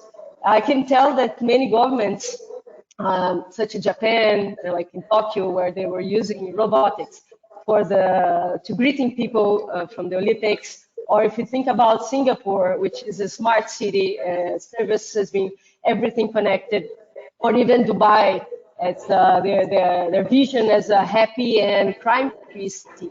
All of these cities and countries are developing and looking at robotics as a solution, some of for this public service and delivering service to the people, which makes me think actually, is our cities becoming too big that human beings cannot be manage this anymore?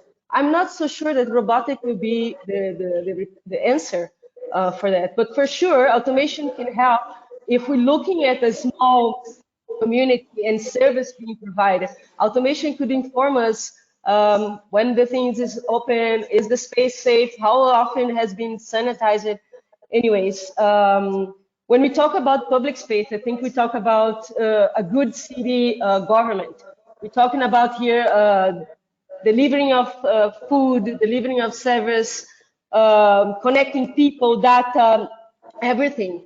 So there is methods to build in.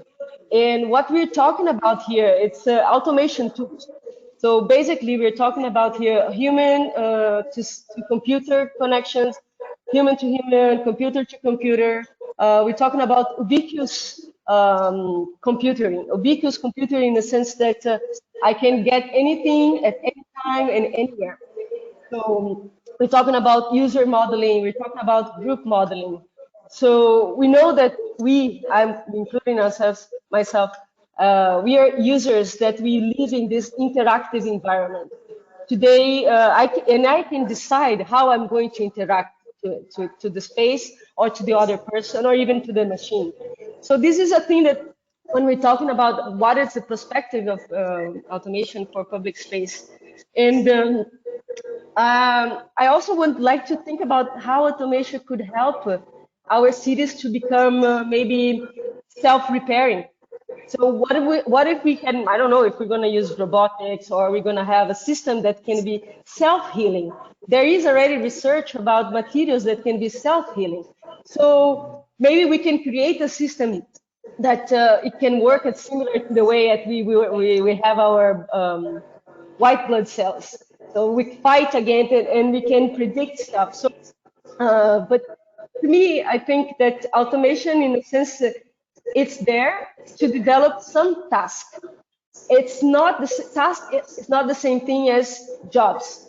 So at the same time that before years ago we have the so-called lamplighter. There was a person that actually was going on the street and lighting the candles and then gas street lighting.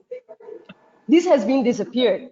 And everybody is facing these technological changes. So my point of view is like automation will support us, but we still will be requiring people to have these social interactions. And most of all, I think it's very important that we should look at how much risk are we willing to take in order to be able to be with people and for the sake of our freedom. Because if I'm talking about automation and knowing who has been there, how many people have been there, or any other information that we can ask, it's also talking about control. It's also talking about my own privacy. How much of my own information I am willing to share for the collective good. So when we're talking about lighting, again, it's another factor that most people take it for granted. You know, daylight, artificial light, it's always there, unless we have some blackouts, which in India happens sometimes. So today we talk about lighting, and lighting, it goes beyond illumination or visual illumination. We're talking about non-visual aspects of the light, and especially when we're talking about hospitals, and I would include again home, because if we are prioritizing well-being in emergency rooms, hospitals, or anything, lighting has this strong impact concerning healing, comfort, relaxation. It can improve our self-communication and create focal attention, focal points for determined tasks and so on. So due to this, it's a diversity of requirements when we're dealing with this kind of environments that I really advise everyone to select a professional. Because when we're talking about lighting, and as I said, we're talking about physical, emotion, and also the space itself, you know. So we need to take care about lighting distribution. We need to take care about how systems can really interact with our circadian cycle. Everyone is talking about human-centered light. We already have the tools. We already have some products from the lighting district that it's going to that direction. Not so much use it at home though. So maybe we could also look at these properties to be included in our home space, looking at how we live, how we behave according to the daylight. And also, there's so many requirements when we're talking about lighting, and it's not only about, again, looks levels. So looking at the future, looking how can I foresee this technology? I don't have any crystal ball, but I think we all facing these situations that our homes are not ready to adapt, especially if I'm talking about the lighting. We are used to these floodlights on the ceiling, and some of you are sharing the space with your family, your roommate. We are sharing space with different people, different ages, different needs. So I think we need to look at the systems that can be more adaptive, either concerning person age and biological history, or even the moods. So we can set up this with the help with the controls. But I believe it's not a change only in the lighting. I think we can discuss this a little bit later. It's what Vaisakh and Andrea was telling. It's how design will be done when we look at the whole house. So I'm speaking particularly about lighting. So one thing we could improve circadian cycles system for also our homes we look in a more flexible way to use the ceiling, the wall, floor lights, or even we've seen some new products into the portable lamps. So imagine in an emergency situation, portable lamps with a sustainable energy recharger, maybe, it can also become something very interesting. So my point is for the lighting, and the public space is the same thing. It's all about the quality that we want to achieve and to be more adaptive and human-centric. Yeah, thank you, Dr. Helena. I feel that yes, very fast. I feel that Helena yes, touched all the point that very well done, very precise, and it's what we need is exactly to think about the light in a 360-degree for different people, different situations, especially if our house became in the next future also part of our office. But I want to focus just one point, because in Italy, in Europe, we have a strong debate now. What our automation that a lot of people start to translate like control and democracy, because there is a border that has to be defined, especially for countries like Italy, Germany, I mean European country, that don't want to follow the Chinese model. We discuss a lot with if it was necessary and was the opportunity to use the drones to control the people outside. Okay, very few in extreme situation, but automation, and if it's completely accepted in public administration like service, to make possible that your life be better, are not so accepted in the idea that someone can follow you in your lifestyle every day. That is another point for which also, if we imagine public space, health space, square, urbanistic space that are open to technology, there is something that has to be clarified in terms of control, especially when your democracy is so open, is so liquid. We live in a country where, less or more like in India, everybody can do everything. So that is another ethical question that probably is something that remains after this global experience. Which is the border that we can touch? Okay, for the light, I fully agree with Helena, so you can go to the next, because we take a lot of time. Yes. Sure, thank you, Andrea. So in the interest of time, we are going to go next two slides together. Technology, going online. What does digital public space really mean? Are there any currently? What challenges do you see for partial homeschooling and online homework? How do campuses or expensive dormitories adapt to social distancing or lockdowns? What changes do you foresee? Will we see more work from home? What happens to the expensive high-tech campuses? How does this stress on work from home manifest today and in future? What technology trends do you see in short and long term? So Samartha, do you want me to go through the next? Yeah, ideally, go to the next slide as well, and then probably we can. Sure. So digital lifestyle, do you think socialization is about move entirely digital? Will we see more social platforms enabling different kinds of community creation? What technologies will enable social distance for yoga classes, entrepreneur pitches, music shows? How does the user experience elements change? Would it be a boon to virtual reality? Are there enough tech now to make social distancing and lockdown safe? So I will leave it to you guys to. Thanks, Sumanth.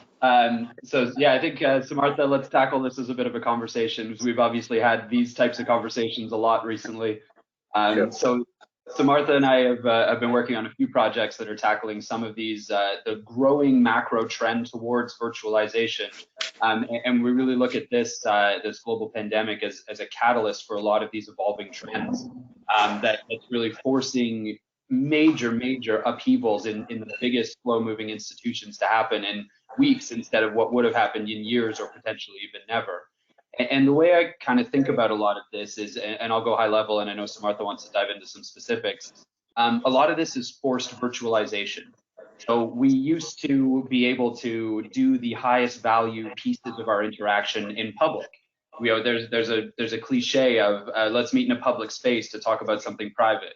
You close deals in public. You have romantic engagements in public.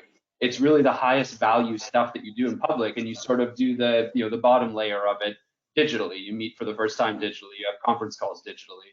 But essentially, what we're looking at now is we're being forced into doing everything virtually. And so the personas that we're creating, that we used to be able to have these kind of disposable digital personas of our Twitter handle, our Google searches, that other people were creating on our behalf and other people were creating for us, those are now becoming our only personas that we have. And the infrastructure that sits on the back end of this type of digital persona is not great. It's really, there are no public spaces in the digital world. Even the way we're interacting with you guys right now, this is a heavily mediated and heavily monitored channel. Zoom has come out with some very challenging privacy aspects. Even the way that we've tried to simulate concerts and events like that, like Elton John's iHeartRadio concert that purported to be this live collaboration of music happening, all pre-recorded. So that's all not even an actual live way to collaborate with each other. And so I think where we're getting to in this is that there's a lot, we've been very good at sort of faking a great digital experience for the last 10, 15 years, where we have a great user experience and then a lot of manual stuff on the back end that says, hey, don't worry about it, we got it back here. Just you guys deal with your little piece of the pie that you're seeing at the top layer, and we'll deal with all the infrastructure and the plumbing on the back end. But now that we're actually migrating all of our high value stuff onto a digital platform as well, we need to start worrying about that back end. We need to care a lot more about our digital personas. We need to have vehicles to attract and collaborate our data. We need to have vehicles to monetize our data. We need to have vehicles even to understand what our data profile is. It's by design that it all sort of vampires out right now to the Googles and Facebooks of the world. And to address a point that has been brought up repeatedly on this call of the idea of surveillance, the idea of attaching your medical data to your mobility data, all of these things are, right now we either have sort of the privacy aspect of it, which is I want to block everything and nobody can see anything, super not helpful in the world that we live in, or we have the complete surveillance state where it's mandatory install this application, show me your barcode, and that's the only way you can get into certain places. But there's technology that can enable a middle ground, and I think about it as sort of a decentralized surveillance state where you want the vehicles and you want the roadmaps to be able to dump in your health data, to dump in your mobility data, to dump in your browsing habits, to dump in your where you're actually moving in the city, but to only have to share the minimum amount, or even better, to have private execution environments where you don't need to share, but you can just prove that you're healthy, and that's all that transmits. There's these technological ways to sort of hew this middle ground, and we're starting to work with some governments within Canada where I am, and it's currently snowing ridiculously. But we're starting to actually work with some governments to develop these where we can hew that line between retaining our human integrity and our democracy and our ability to be free and a free sovereign citizen, with the need for massive collective action, which is what governments have traditionally been. That's traditionally been their role in solving these. So Samartha, I want to let you go. Yeah. I want to pitch in here, please. So I think Alex, you have hit the nail. When it comes to education, for example, when you say that backend has to be improved, when it comes to education, for example, I think most of 2020, all the urban schools and higher education will go online for sure. Okay, that's the trend that is going on. I don't know what happens to the semi-urban and rural places. How will they go? How will the education go digital? Is what we don't know. But even when we take the higher education or urban schools, the back end is so limited. For example, the student-teacher engagement, okay, is not there at all. Okay, we have a computer-based learning. Post that, the engagement is not monitored. And how does the education happen? How does the knowledge transfer, and how does the intelligence gets transferred from a student to the pupil? So that particular engagement is not there at all. The user experience is so pathetic. The backend is so pathetic in terms of engagement. There is no computer-based really testing or examination kind of a stuff. That is never there, and I don't know how exactly we are going to implement that in a good user experience. So that is something which... quickly on that, Samartha. I totally agree with you, and it's been the trend towards more virtualization of education. And I think half of the challenges is that the private sector is not set up to deal with what happens when you have one person who has a Harvard education. Great, everybody wants to hire that person because they have a Harvard education. You have 10,000 people who have the identical education. There's no signaling mechanism. We don't have the infrastructure set up to actually choose between those people. We rely on universities right now to be our filtering. I did hiring for investment banking. That was literally our main filtering mechanism, was you went to that school, so you're part of these 10 people. The private sector needs to adapt to this mass education world as well. So, and one more thing, Alex, what you said that there is going to be, in terms of most of the campuses, okay, do we do away with the large campuses that we have built in? No. Okay, so there will be a lot of retrofit of technology in terms of, there will be sanitization rooms, there will be health check kind of a stuff. Instead of just putting a metal gate detector, you will have to pass through a tube where, okay, a little more of sanitization and a little more of health check will happen. So all the buildings will be retrofitted, is my feeling. Okay, that is what I think. And regulator will come up very strongly in terms of public spaces. That's where I am seeing. And in terms of technologies, Alex and I have worked on a couple of things. But in terms of technology, blockchain. Okay, when you talk about privatization and privacy of this, so blockchain will be a huge need of the hour, because everybody's private life is exposed digitally everywhere kind of a stuff. So we'll have to get into blockchain heavily. And in terms of identifying the people or mapping the people, for example, if I'm meeting 5-6 people, can there be a AR, can there be an AI which comes into the play and saying that, hey, you know, you are meeting this 5-6 people, these are the profile, these are the health profiles of different individuals. It might go in future like that. What do you say, Alex? Yeah. I totally agree. And just to touch quickly on the blockchain angle, that's sort of how I come into this conversation in the first place, and into all the things that we're working on from a blockchain and venture capital background. And I think even Dr. Helena, to what you were talking about before, of how all this automation tech works and how all of this, how all of these pieces of access work. I mean, the two main value drivers that blockchain actually brings to the conversation are, one is adding the ability to create something digital that you know is unique, that can't be copy pasted, and it doesn't need to have centralized oversight to actually adjudicate and value and determine that it is a unique piece of data. And the second is to be able to empower automated devices to send those pieces of value to each other without a human sitting on the back end of it.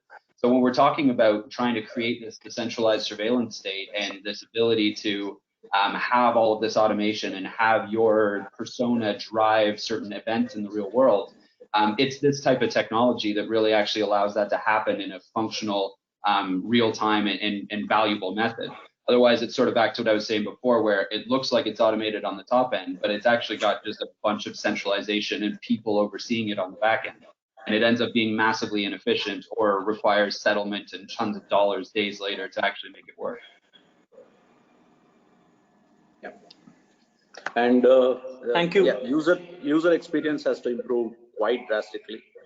The current user experience is nowhere near to where we are. So if you have to implement any of the technologies, the UX has to have a lot more deeper studies that has to happen. And one last point before we move on to the economy side. The big challenge with all of this forced virtualization is that it runs a massive risk of drastically increasing inequality. if you don't have access to the internet technology, the quality of internet in order to even take place in a conference like this, let alone work from home, let alone the education that we're doing, you're essentially forcing stratification within a society. So I think one of the huge government mandates needs to be, as we move towards this hopefully automated utopia that we're all working towards, it is a huge mandate to increase connectivity. And there's cool ways you can play with private sector economics to increase connectivity. That's some of the stuff that Samartha and I are working on. But it needs to be that's sort of a universal basic right as we move towards this reduction of physical labor, this making of supply chains more robust by automation, and all of these pieces of it. If we're going to have our quote unquote low skill labor participate in the next generation of this economy, we need universal connectivity, and we need it tomorrow. Agree. Thank you, Alex. Thank you, Samartha. So we're going to move to the next topic, commerce, economy. What does a during and post COVID-19 economic look like? How should government function at this point?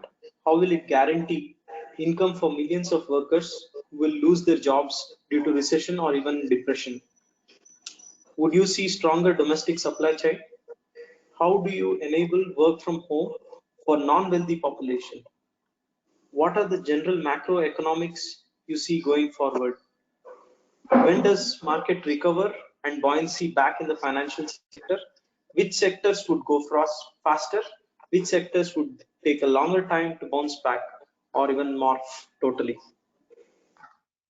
Samartha, do you want to do Alex, similar? Yeah, I'll probably open a bit and then you can cover it, and then I'll go deep into the Indian currency. Okay. Right now, it's all over the news that IMF is predicting a big depression kind of stuff. So that's there. And with that, and some people are welcoming that particular depression because that brings back humanity into the forefront kind of stuff. So, but I have a very different opinion, okay, on this particular thing. I like Alex to pitch in. Yeah, so I agree with you that I think we're in for an unprecedented drop in GDP globally, and something that hasn't happened in essentially since we've instituted capitalism as our main go-to of this constant quest for growth at all costs. And so, I mean, I think just specifically on kind of the GDP side, there's sort of four options that I see it. There's the V-shaped recovery where it's a brief drop and then we go back to doing what we were doing before and chunking up again. The U recovery where we never get that GDP back, but we go back to a similar type of growth. The L recovery where we don't get our growth back and we never get that GDP back. But the option that I'm most interested in and where I spend a lot of my time working today is, I think about it as the checkmark recovery, where we use this as a catalyst to just eliminate trillions of dollars of waste from our economy and frictions. Full rampant automation, but with the social safety nets on the other side to make that an actual functional economy. Now, that's a whole separate discussion we can get into in a second of what that looks like, how 20% unemployment can be a feature instead of a bug in an economy, and we design something like that.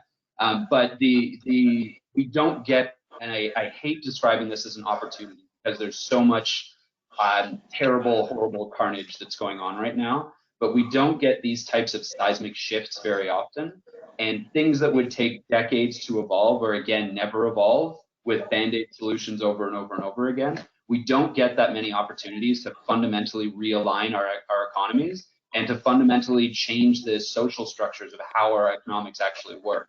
So I again hate to describe this as an opportunity, but it's happened to us. Let's figure out how we can make everything better, because there's a lot of challenges that were happening before. Yeah, I think I totally get what you're saying. There is a reset that is required in terms of where the investment is going. Okay, so there have to be fresh areas where the investors come in and all that kind of stuff. Coming to India and Indian specific thing, I am seeing that, okay, there are a couple of days back, I was talking to different PIOs, people of Indian origins across 16, 17 countries. And most of the people are saying that, for example, from a MEA perspective, they all want to relocate to India because they want to come back to India because of the oil and those kind of pressures that's there, and also to be with the families. So there is a reverse drain that is happening from a MEA perspective towards India. Again, when I talk to PIOs in Japan, okay, there is a lot of stress on pushing the manufacturing to India kind of stuff. So from an Indian perspective, I see that there's a lot more skill coming back, there's a lot more investments coming back, and India has a lot more opportunity. Okay, so definitely 2020 is going to be a kind of a year where we will take a hit, but slowly this is a shape where we will take for a future growth. But in this particular case, if we also get a point where we are getting investments into newer sectors, okay, where a fresh restart, okay, for example, if you say that 20% unemployment can be a feature and not a bug in the society. So if we can plan that kind of a system and that kind of investments at this point in time globally, okay, globally, if all the brilliant brains, there has to be some philosophical shift in terms of where we are. Have we gone too extremely capitalistic? Have we gone, okay, so some philosophy shift has to happen so that the investments goes directly into the places where it has to go, and it can become a beautiful catalyst for the societal growth. This is a whole separate discussion, but very quickly on that, I think the philosophical shift is away from shareholder value maximization to happiness maximization, utility maximization, something like that. We've always used dollars because they're calculable and easy to maximize, and we've never had the tech to do it better. We do now. We have wearables, we have EKG, we have things that we can actually start to maximize things that aren't dollars, and to organize the society around in that way is hopefully a byproduct of that is this kind of higher unemployment, but unemployment isn't bad because we're doing other productive things. We're optimizing for happiness. Again, totally separate conversation for that. But quickly on the role of government and also what can be done. Actually, let's focus a little bit on what can be done in sort of this higher unemployment or allowing lower income to work from home. Besides the connectivity side, assuming that that's a given. There are, and India is actually a fascinating case study for this because you're effectively the back end of North America and Europe's tech industries already. There is a lot of, we won't even call it low skill, but technological labor of data entry, call center employees, all of those can be, they're not line manufacturing jobs, but they are in certain situations low skill jobs that can be automated or not automated, but can be done from home with the right level of connectivity. And even more importantly, there's this kind of economy of digital excess that we think about. When we're in a digital world, we throw off data that's valuable. When we have internet connections, we use 5% of it most of the time, and the remaining amount is valuable. We have terabytes of storage space that's valuable to somebody else that we're not using. There's all these externalities and these valuable resources that we have digitally that we don't even need to do anything. We just need to have the infrastructure to be able to monetize, even power and electricity.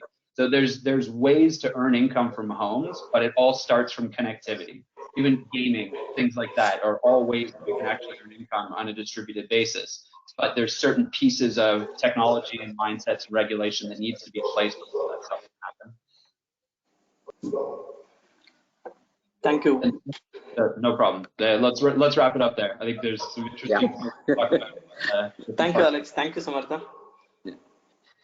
So the last topic for today's conference is lifestyle. Again, I would like to go 2 slides at a time. So we have carefree or caution. How will people react once out of pandemic? How will people respond to post-pandemic stress? How will the sense of relief and search for community be? We have got used to home cooking during the lockdown. Would that mean less dining outside in the future? If above is true, how would restaurant space design accommodate for this change? How would public spaces revive?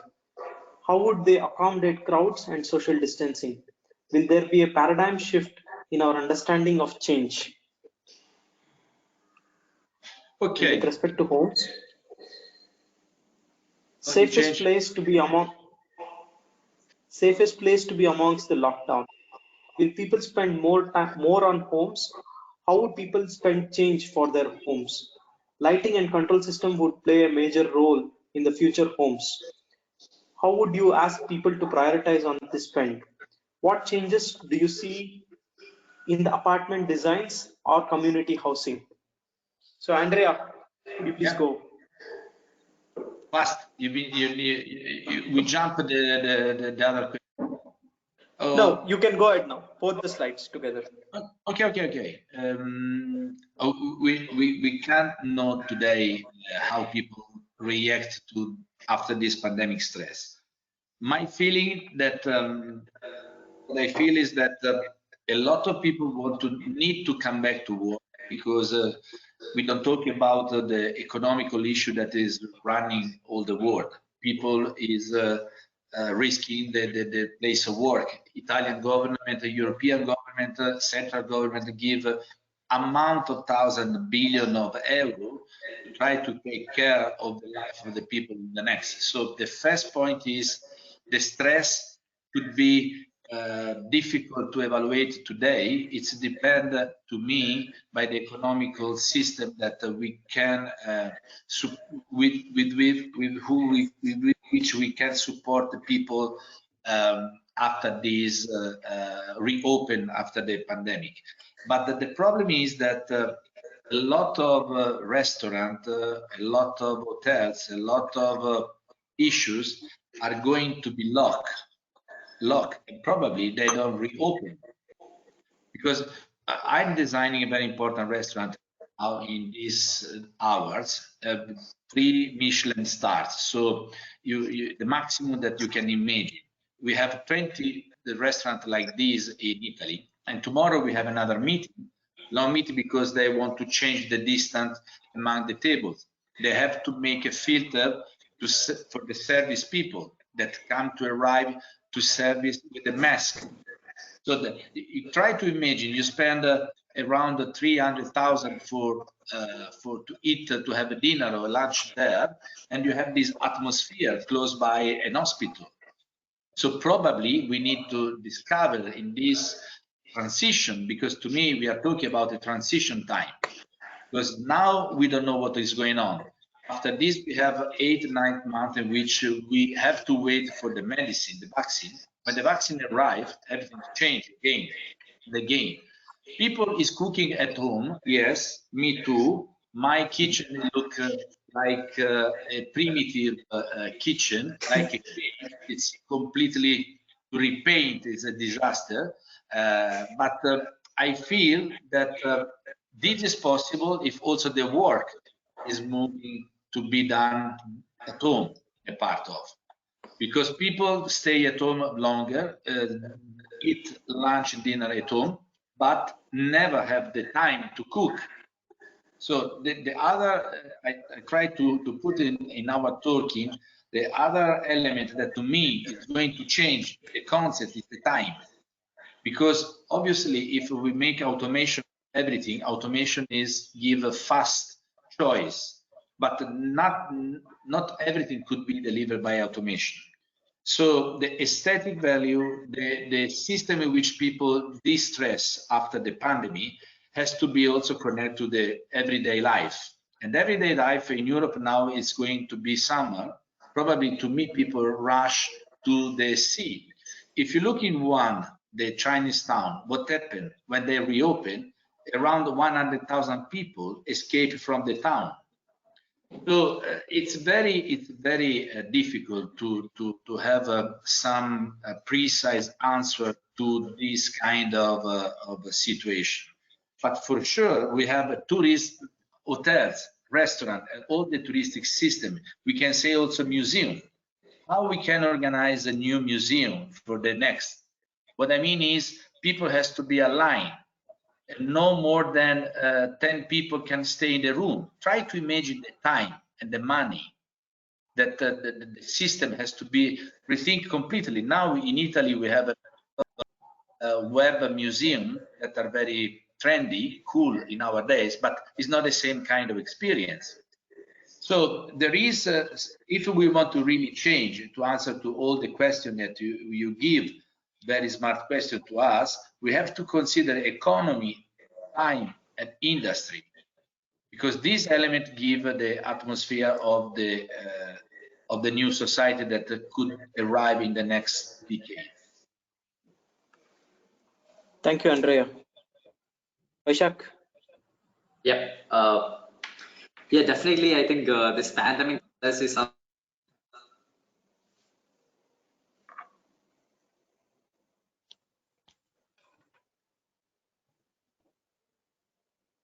I'm not listening. Because the most tech-savvy people who are completely scrolling on the phone actually want to get out now because there's too much. Are going to look for more public space, and also the communities are going to look for more allied communities. And it's something very interesting that Buckminster Fuller, one of the German architect, has quoted once that we would probably live in a geodesic dome in multiple communities around the earth. And he in fact had a conversation with Samartha that you want to create a geodesic dome over the earth itself. So because to be ecological, to make sure that we are not polluting the world. And he was more of a generalist. And I think people are soon going to be looking for communities which is closer, which will have similar interest and similar ethics, in fact, to live on in this planet. So looking at paradigm shift and understanding of change is, I think change is definitely going to be there. It's definitely going to be something constant, which is completely, pushing us to move further, come up with new technologies, and anything that we are doing today was kind of impossible for the earlier generations to adapt, if you look at from their point of view. So that's definitely going to happen. But a place like us, or a country like India, where we have so many fabrics, so many layers of people, and how is this reach of the change, and how can we do it together as a design community would be, I think, the biggest call. So, Thank you, Vaisakh. yeah, I think this is the last time my opportunity. Yeah, definitely people will be spending more time at home, and not only because I think some of us have found some pleasures to stay at home and being next to the family. Are we able to do something else different? So wouldn't mind to stay a few days at home, but you still be able to go to the office. But still, I think this natural crisis emerges. What is really matters for us? That's the main question. What really matters when I have to design what is really important? So first of all, we are staying more at home. People are getting age. So air quality, lighting quality, it's fundamental for us to at least guarantee comfort and minimal flexibility so we can use the space in a better way. But also, I think we should look at these automation systems in a long-term perspective. Today we are processing data, exactly where this user interface needs to be improved. And again, I'm adding another extra layer of complexity because the solution might work for me, it won't work for you. So, and we have to take in consideration when we're talking about changes. I think it's not really a change from the architect's point of view. It might be coming back to the principles of architecture when we were still dealing with air, light, space, material, and so on. And when I was talking about the controls, I think that it's a long-term perspective. Again, and in this way, when we are having this artificial intelligence and collecting data, but what for? What kind of data should I collect? And what is the purpose that I'm learning, that I'm making my machine to be able to learn something? So this is the way I think designers should pose themselves right now. It will be a fundamental figure on the building development systems, because I think as a designer, we can interpret this data and then provide the solution, or it becomes products that will actually help us.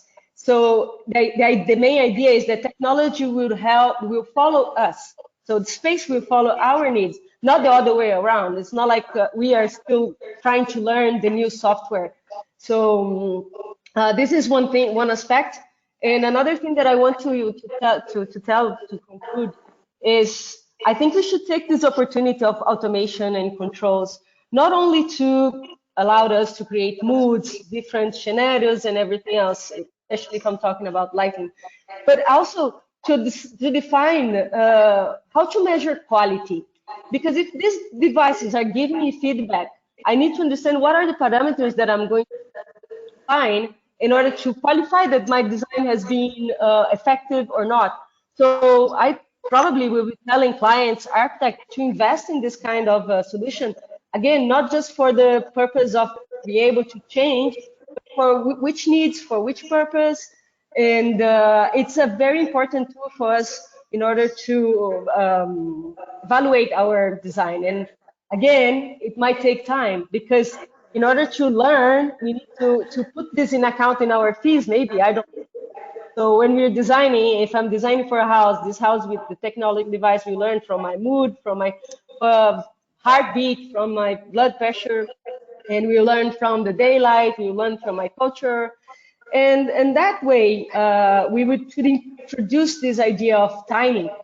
And also, we're talking about self-sufficient buildings when we talk about power, water. So when it comes to a really, let's imagine the worst crisis.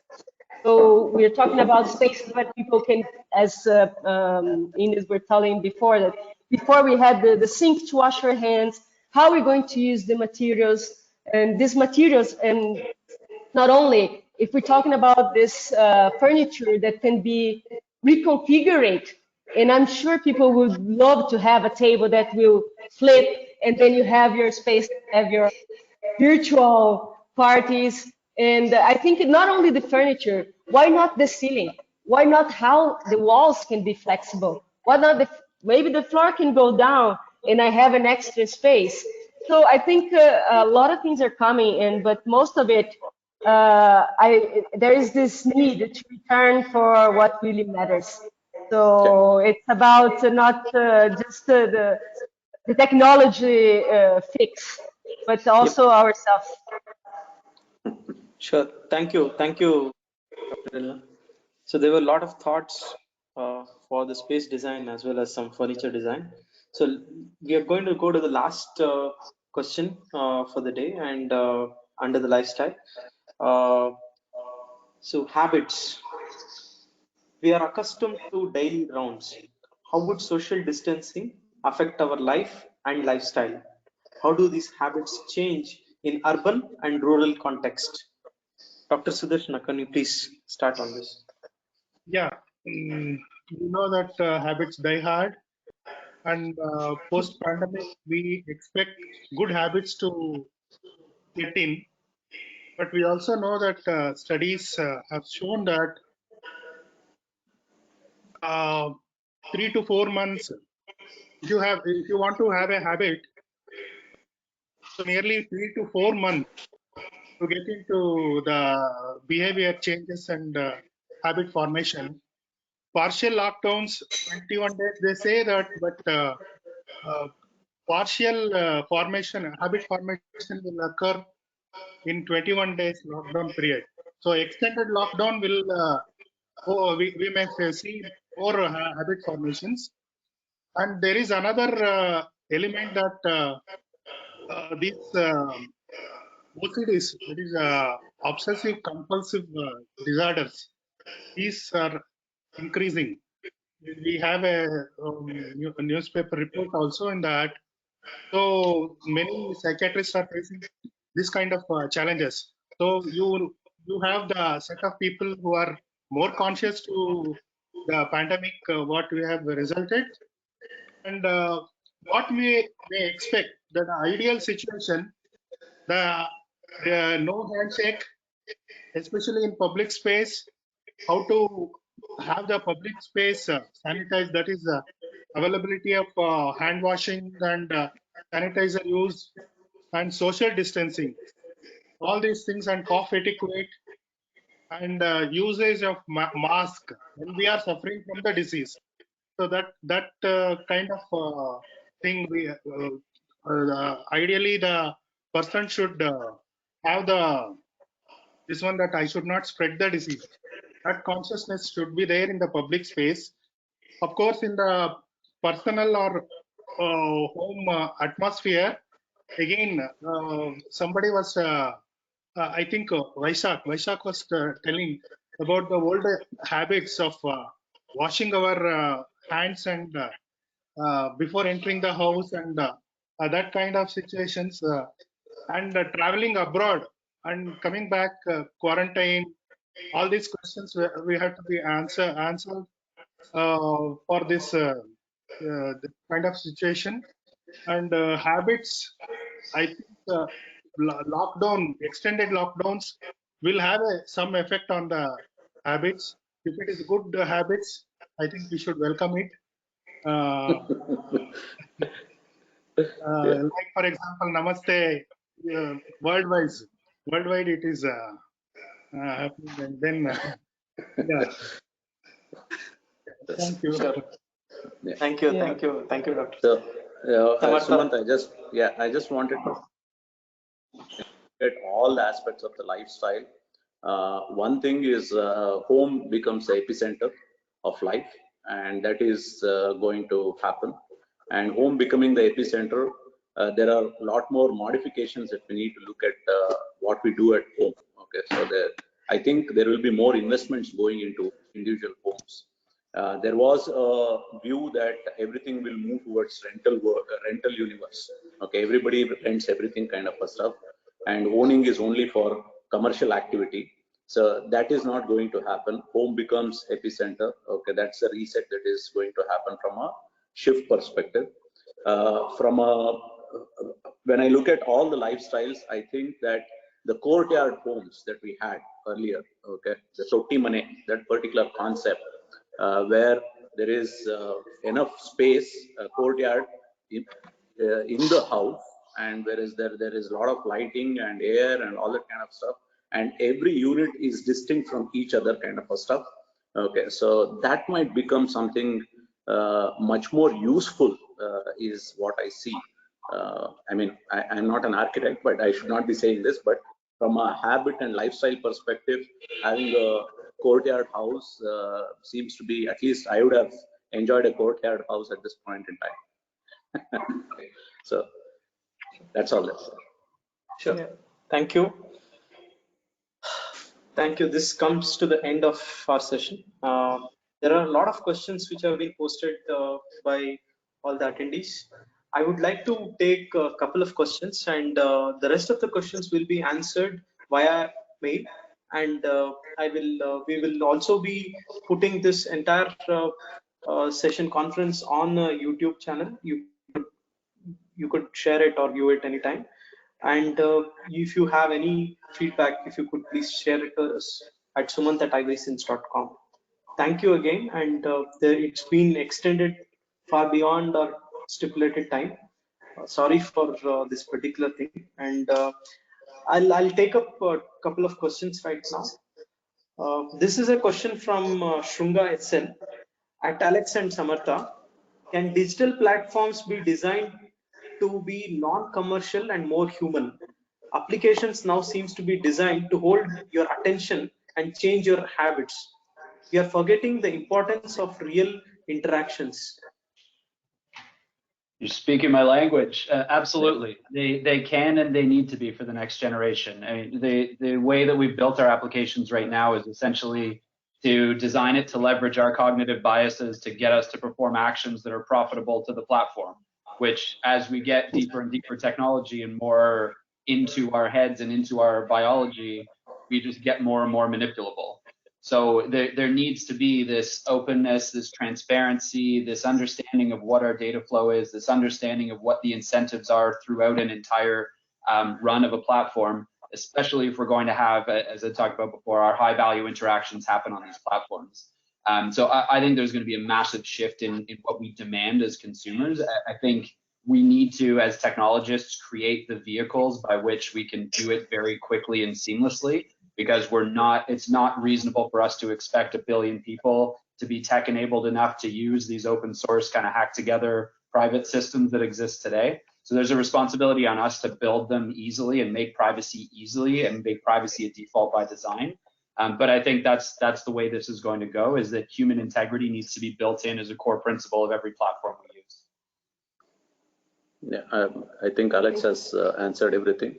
The shift from all the user experience and everything that is out there is right now towards data, data collection and not the interaction. So from there, the user experience is going to change quite significantly from a human interaction perspective, and a lot more human elements will come in. That's a shift that is going to happen in any case.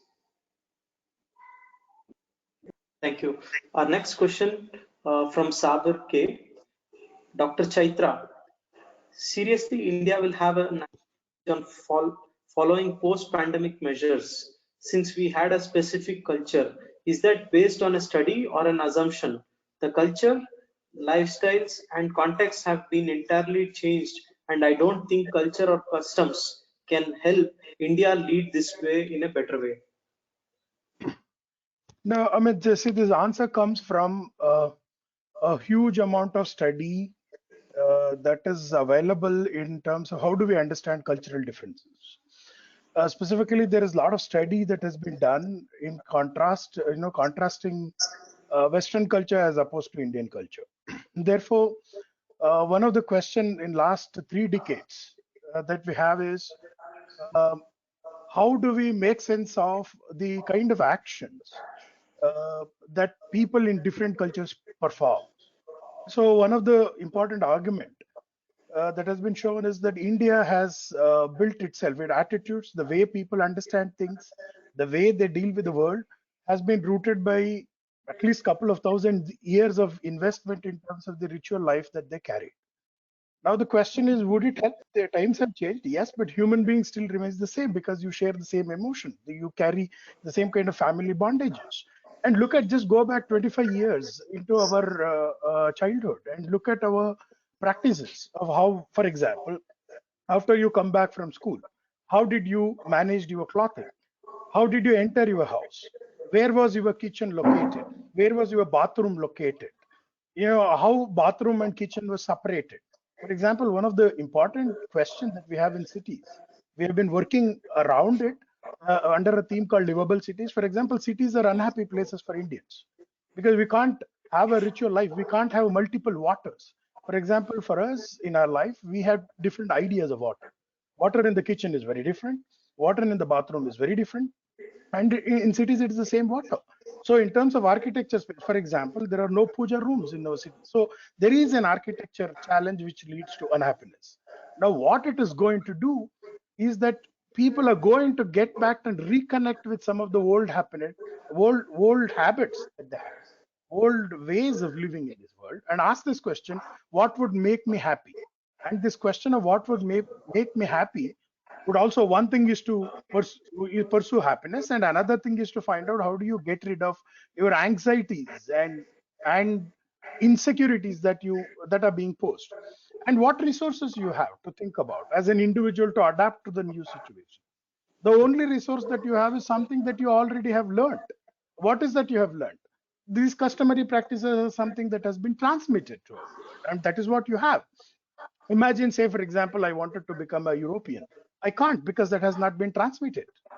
I mean, I can become a European in the way an Indian could become, but I can't become a European because I don't have those generational resources in which, I could become a European. Same is the case for Europeans to India. So the cultural differences. Now, I don't know how people use the word culture very loosely, but you must remember that culture points us towards learning processes. It is identified as configuration of learning. And there are two central part of the configuration of learning. One is learning to learn, and another one is learning to teach. I mean, these are essentially part of living, irrespective of whether you're European or an Indian. The question: what was so central about Indian culture? So Indian culture, for example, people characterize through, there are theories which tell us that Indians are known for performative knowledge, in the sense that they had action knowledge. And Europeans, as a contrast, are described as theoretical knowledge. In the sense, doesn't mean that they didn't have action. That doesn't mean that Indians didn't have theory. But predominantly, action is the way. Through apprenticeship, you learn. Through imitation, you learn. That is how Indians have picked up. Europeans had a different way of learning because of their background and history. In that sense, there is extraordinary change that is, I already hear people talking about it. I already hear, for example, people talking about the stories and the situations in which they have come from. So these are accessible. For example, today historians of epidemics, for example, are talking about the response of South Asia and Southeast Asia. How is it? For example, one of the important things that historians are pointing out is that, see, look, their memories, they're calling it as folk memories. Their memories of the plague and earlier pandemics as narratives are giving them heuristic to contain with. See, in India, for example, look at Modi's speech when he was actually requesting people for lockdown. He was invoking the tougher days of his childhood. Now, what are these are pointing to? It actually gives you some kind of a cultural memory through which you can invoke a series of action. In that sense, they're going to be extremely crucial and helpful. And nonetheless, cultural differences are real. You recognize them, you deal with them, and they are the problem even running in corporations. Management experts have been really bothered about how to deal with cultural difference in corporations. So in this sense, they have extraordinary impact, and you will realize over the days to come, it might sound very, what to say, ambitious kind of a claim that I am making. No, it isn't. You will discover it in just next 2 to 3 years. Thanks. Thank you, Dr. Chaitra. So before I close this, I'm going to read out a comment made by Nelson Pius. I love the statement by Andrea. The healthcare system in Italy and hence the society takes a very good care of the older population. Perhaps the death figures are misleading if one looks at them from a global perspective. I don't hear. So you asked me in the early beginning. Can you start again? I love the statement that Andrea made. The healthcare system in Italy and hence the society takes a very good care of its older population. Perhaps the death figures are misleading if one looks at them from a global perspective. Yeah, that is. Thank you for this question, Sumanth, because it's very strange what happened here. Okay, we have some areas in Italy, and especially in the north, that is the most industrialized, and is, the avant-garde of Italy, that is in a big trouble because in the early beginning of this pandemic, something happened that makes some mistakes, someone in the hospital, and we have this situation that is located in the specific area where died, unfortunately, 11,000 people on 16,000 global death in Italy. So if you compare the numbers, it's very clear that something went wrong in that point. But we have a lot of hospitals. We have a lot of people that is doing amazing. We built many hospitals all around Italy. We make double or 3 times the hospital that we have, like the Chinese did, very, very fast. So the situation now is going be more and more under control. A critical situation is for the old people that are located in a specific house that are not hospital, but a house for old people where you pay. And this is very sad because thousands of these people died there. So the situation is divided by region. It's not the same in all Italy. And I feel that you have to follow our experience. There is no other way to survive in this pandemic time. That means this virus is not that aggressive, but for the old people, it's completely dangerous. So you have to take care of parents and old people and poor people. If you look at the map in New York, what is going, that is a very interesting example because New York is going very, very bad. This is New York. We are talking about the more important town in the world. If you look at the map and they divide by color, the poor suburbia are the most killed by this virus. So the black people, the Asian people that live there. So there is this virus is touching also the social, very, very, strong social fighting that could happen if we don't do something today. Italy is doing very well from my side. Thank you to everybody. Thank you, Andrea. Thank you, everyone. I would like to thank Andrea, Dr. Sudarshana, Vaisakh, Dr. Helena, Dr. Chaitra, Alex, and Samartha for giving their time. Very valuable inputs for all of us to take. Thank you so much. Thank you for your time. Thank you. Thank you. We will Thanks, be Anand. answering all. Thanks, everyone. Ciao. What? We will be Ciao. answering all the questions. It is going to. We will be answering via email. I'm sorry that I couldn't take all the questions now. We have really ran out of our time. We are going to do multiple more sessions. So we will be sending out emails on that as well. Thank you so much. Ciao, ciao. Thank you again. Thank you. Bye. Bye-bye. Thank you. Thank you. Bye-bye. Bye bye.